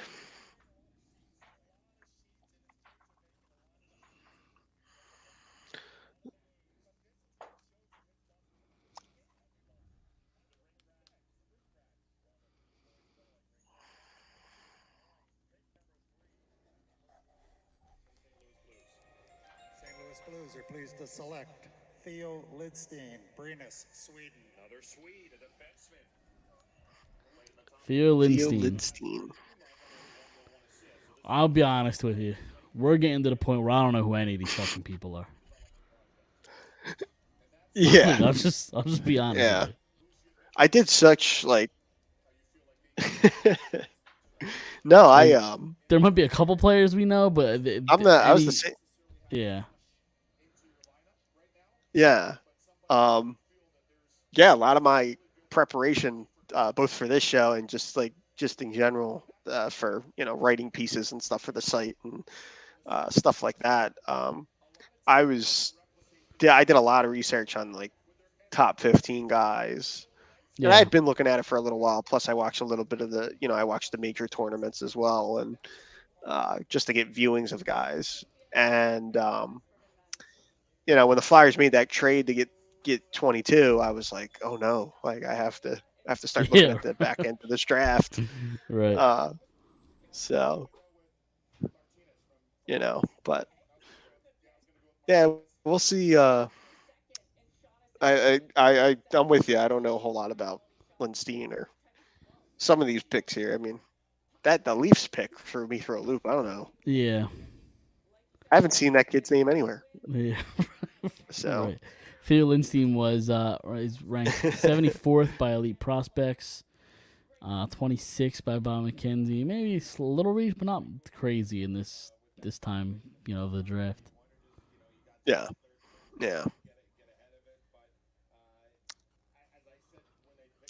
Carolina and Colorado. Carolina, Colorado, and then Vegas to round out the first round. Oh, right. Yeah.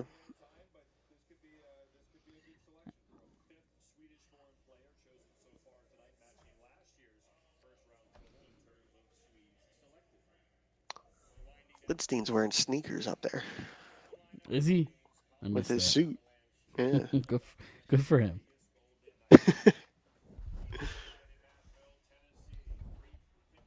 I'm not sure what that's about. A little too Ellen DeGeneres for me. I don't like the No, not for you. It doesn't do it for you. yeah, it doesn't do anything for me. I get a pair of dress shoes, all right? It's the NHL. You're in the show now. Yeah.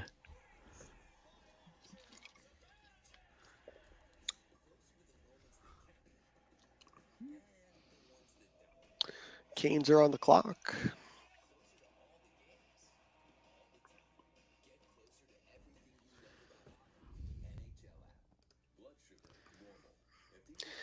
I thought this year was going to be their year, Carolina. Yeah. They ran into a buzzsaw. They got ran.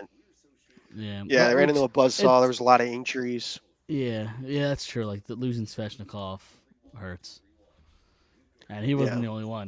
There was more that got hurt. Yeah.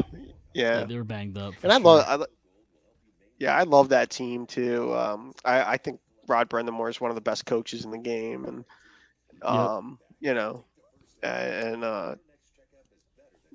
they're close. I mean, they're a smart team. They seem to know a barring when they see one. Yep. And great structure, and I'm sure whoever they take here they have good intel on. Yeah.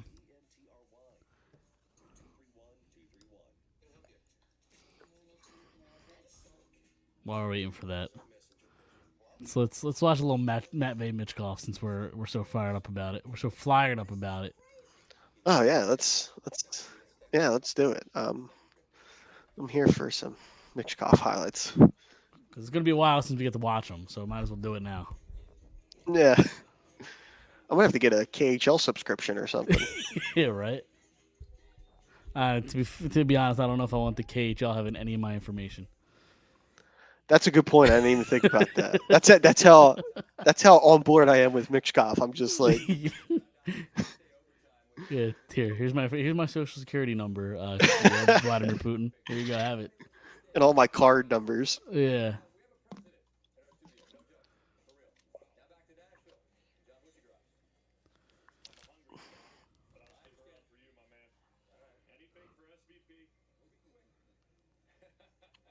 Boom! It's in the net.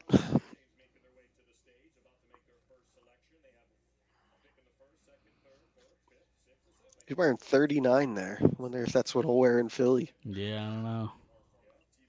Is that what I should order? Order it tonight. 39 Yeah. Mitchell. See, I don't know though. I think He he's just wearing. pulled the Michigan. He's in a KHL league. It's a 17-year-old pulling off the Michigan. What just happened? He's Can we show that again? I'd like to congratulate the Vegas Golden Knights on winning the Stanley Cup. Thank you, the city of Here it is. Nashville, for all your hospitality. Nope. Michigan. Goal, I didn't even know where it was. Silky. Tortorella's gonna hate him. Oh, okay.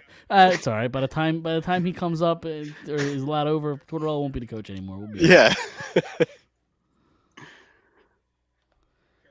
proud to select Bradley Nadeau. You're a big Nadeau guy, right? Yeah, I do like him. He was one of the guys, actually, one of these late guys I actually got to look at a little bit. So yeah, I figured they'd get a player there that there's some good there's good tape on and he's a good player. He's gonna be a good player, I think. Yeah. BCHL guy. All these kids have nice lettuce. Well, I don't know if I call his nice, but it's lettuce nonetheless.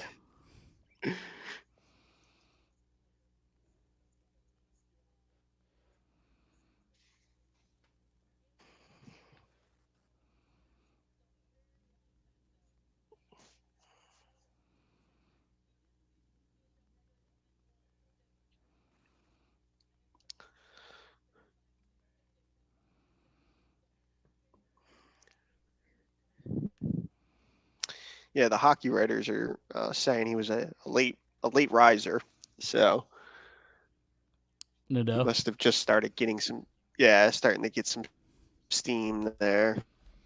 It always makes There's always a me nervous handful of drafting players people. that kind of come on later, and yeah, Yeah, it it makes always me nervous seems like that, and there's always teams that like. Yeah, and it makes me nervous because like at that point, is it small sample size? Like, do you have enough to go off of it? Like to go off of like projections and things like that? Yeah. Yeah, I mean that's usually that's always a concern, I think, with that. And yeah, like again, like it's really just it's always like cliche, but it's like one of those trust your scouts thing, Yeah. If someone's real bullish about somebody, it's they might feel really good about someone, and you might end up getting a sleeper out of it. And yeah, Nadeau might be one of those guys. I think he's there's room for growth there for sure. I'm gonna say something really dumb. What is the BCHL? Why have I never heard of this league? It's like a second tier junior league, I'm pretty sure. So stand for is it the British Columbia Hockey League? It's my guess. Yeah, I think it might be. Yeah.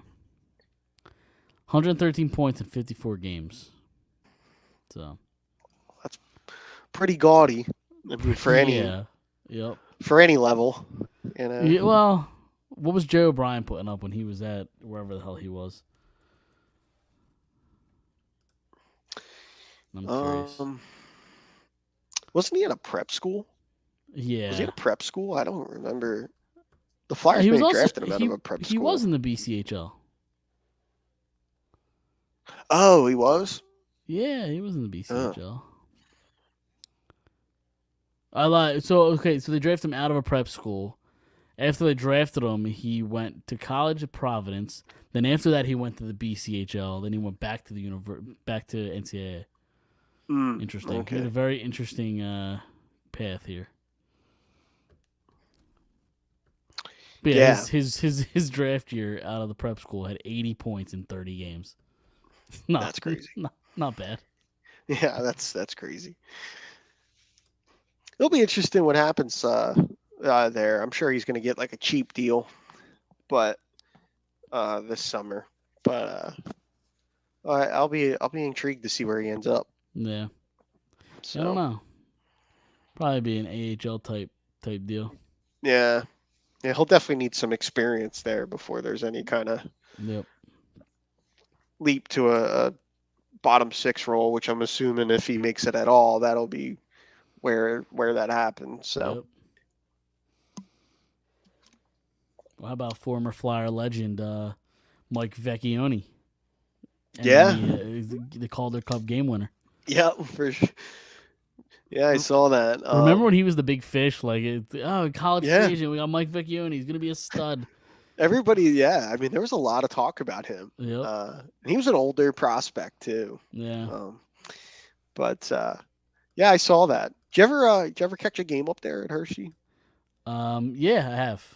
Yeah. I have.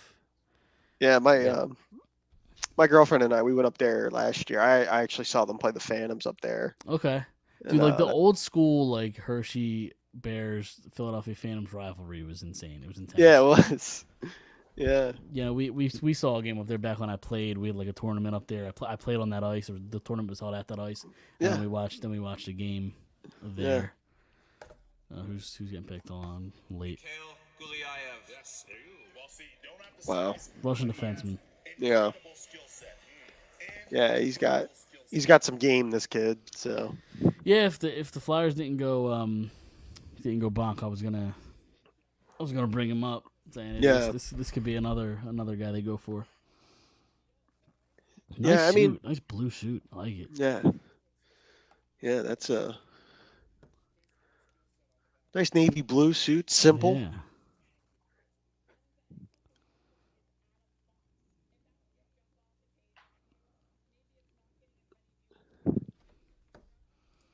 We're commenting we're commenting a ton on the fits tonight too. So Yeah. is that fair? I mean, listen, you learn a lot from a guy about what he dresses like. Yeah, yeah. Me, Mike, and Don, fashionistas here. Yeah. So yeah, there's yeah, he was another one. I think this Goliath kid was somebody whose name had kind of been out there where I'd seen him, some mocks that there's a little bit of disparity there. Like I saw some teams it looked like he was high on some lists and lower on some others. So This does seem like a very Colorado pick. Like they're just good at just finding the speedy, great offensive defenseman. yeah. Here we go. We've made it. Las Vegas at 32. Yep.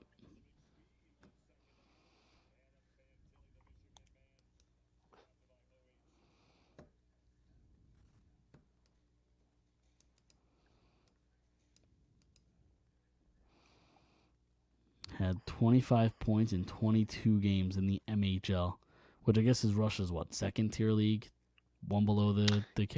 Yeah. I think Or it's is their it- junior. Yeah. I think it's like their equivalent of like a junior program. Because I know they have the KHL, the MHL, and then there's the VHL. I don't know what tiers, what league's better than what over there. What was that? I said they have the KHL obviously, then the MHL and the VHL. I don't know what league is better over there. Yeah. Yeah. Yeah, I definitely know that the MHL is like more of a Developmental junior league. type league Yeah. or equivalent to.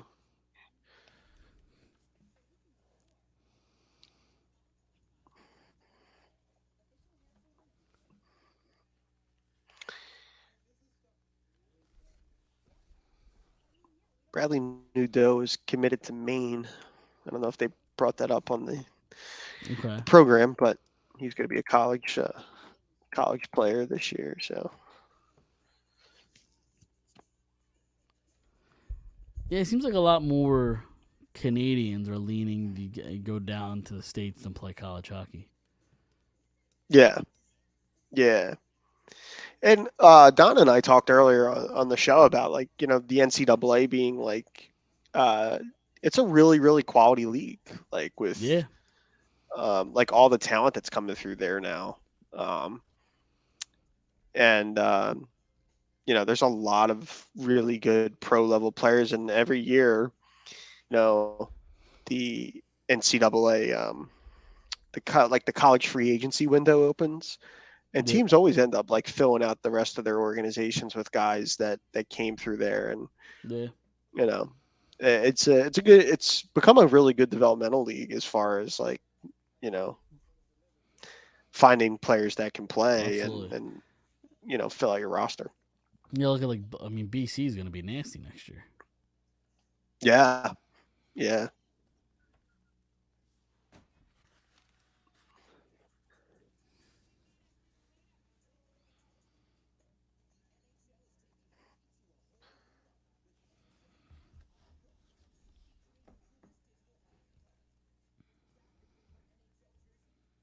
Yeah, he was Gulyayev was a point per game player over a point Yeah. per game in the NHL.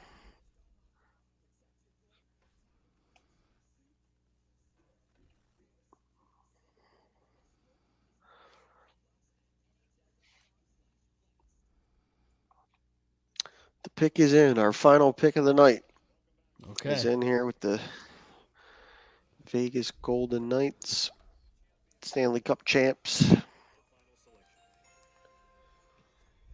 The Vegas Golden Knights would like to congratulate David Poile on a tremendous career as a general manager in the National Hockey League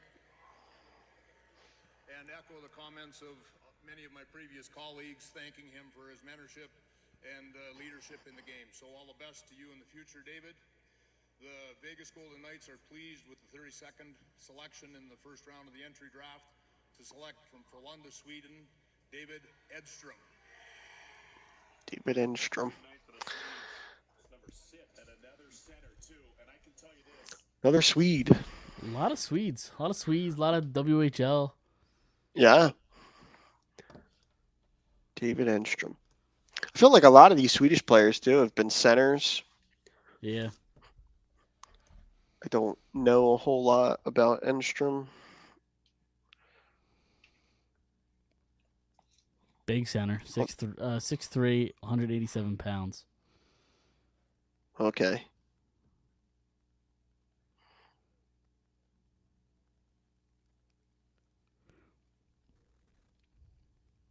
Played 11 games in the SHL, 4 points. It's not terrible. And then in their Okay. one league down, No. the J20 league, 28 points in 28 games. So point per Right. game. Yeah. So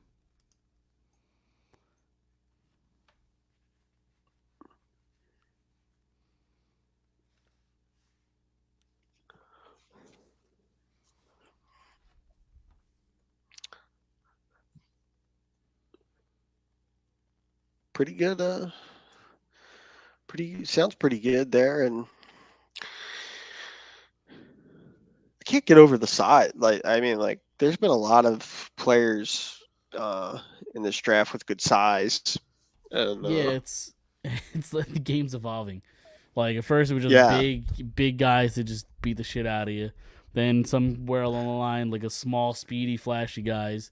Now they're just big and fast. yeah, yeah, and it's really interesting. I think with just how this is all how it's kind of evolved that way, and some programs have had really good. Um, like a lot of these kids from the Swedish programs are coming, and they're like big, talented centermen. Yeah. And I mean, like they said, 6 players. I mean, that's from your national program and stuff. It's pretty legit. Yeah, And for sure. but yeah, And we well, that'll do it. We go an entire round with not a single trade. Not a single trade, Yeah. but maybe we'll be a little bit luckier tomorrow, and we'll see what happens there. But Yep. But everybody that joined us tonight, thank you for coming out, doing the live show with Mike and Don and myself. Thank you for doing this. You killed it, kicked ass. It was awesome. Thanks, man. Yeah, it was a lot of fun. Yeah, absolutely. So the first one we've done, and I'm sure we'll do them in the future. So yeah, for sure.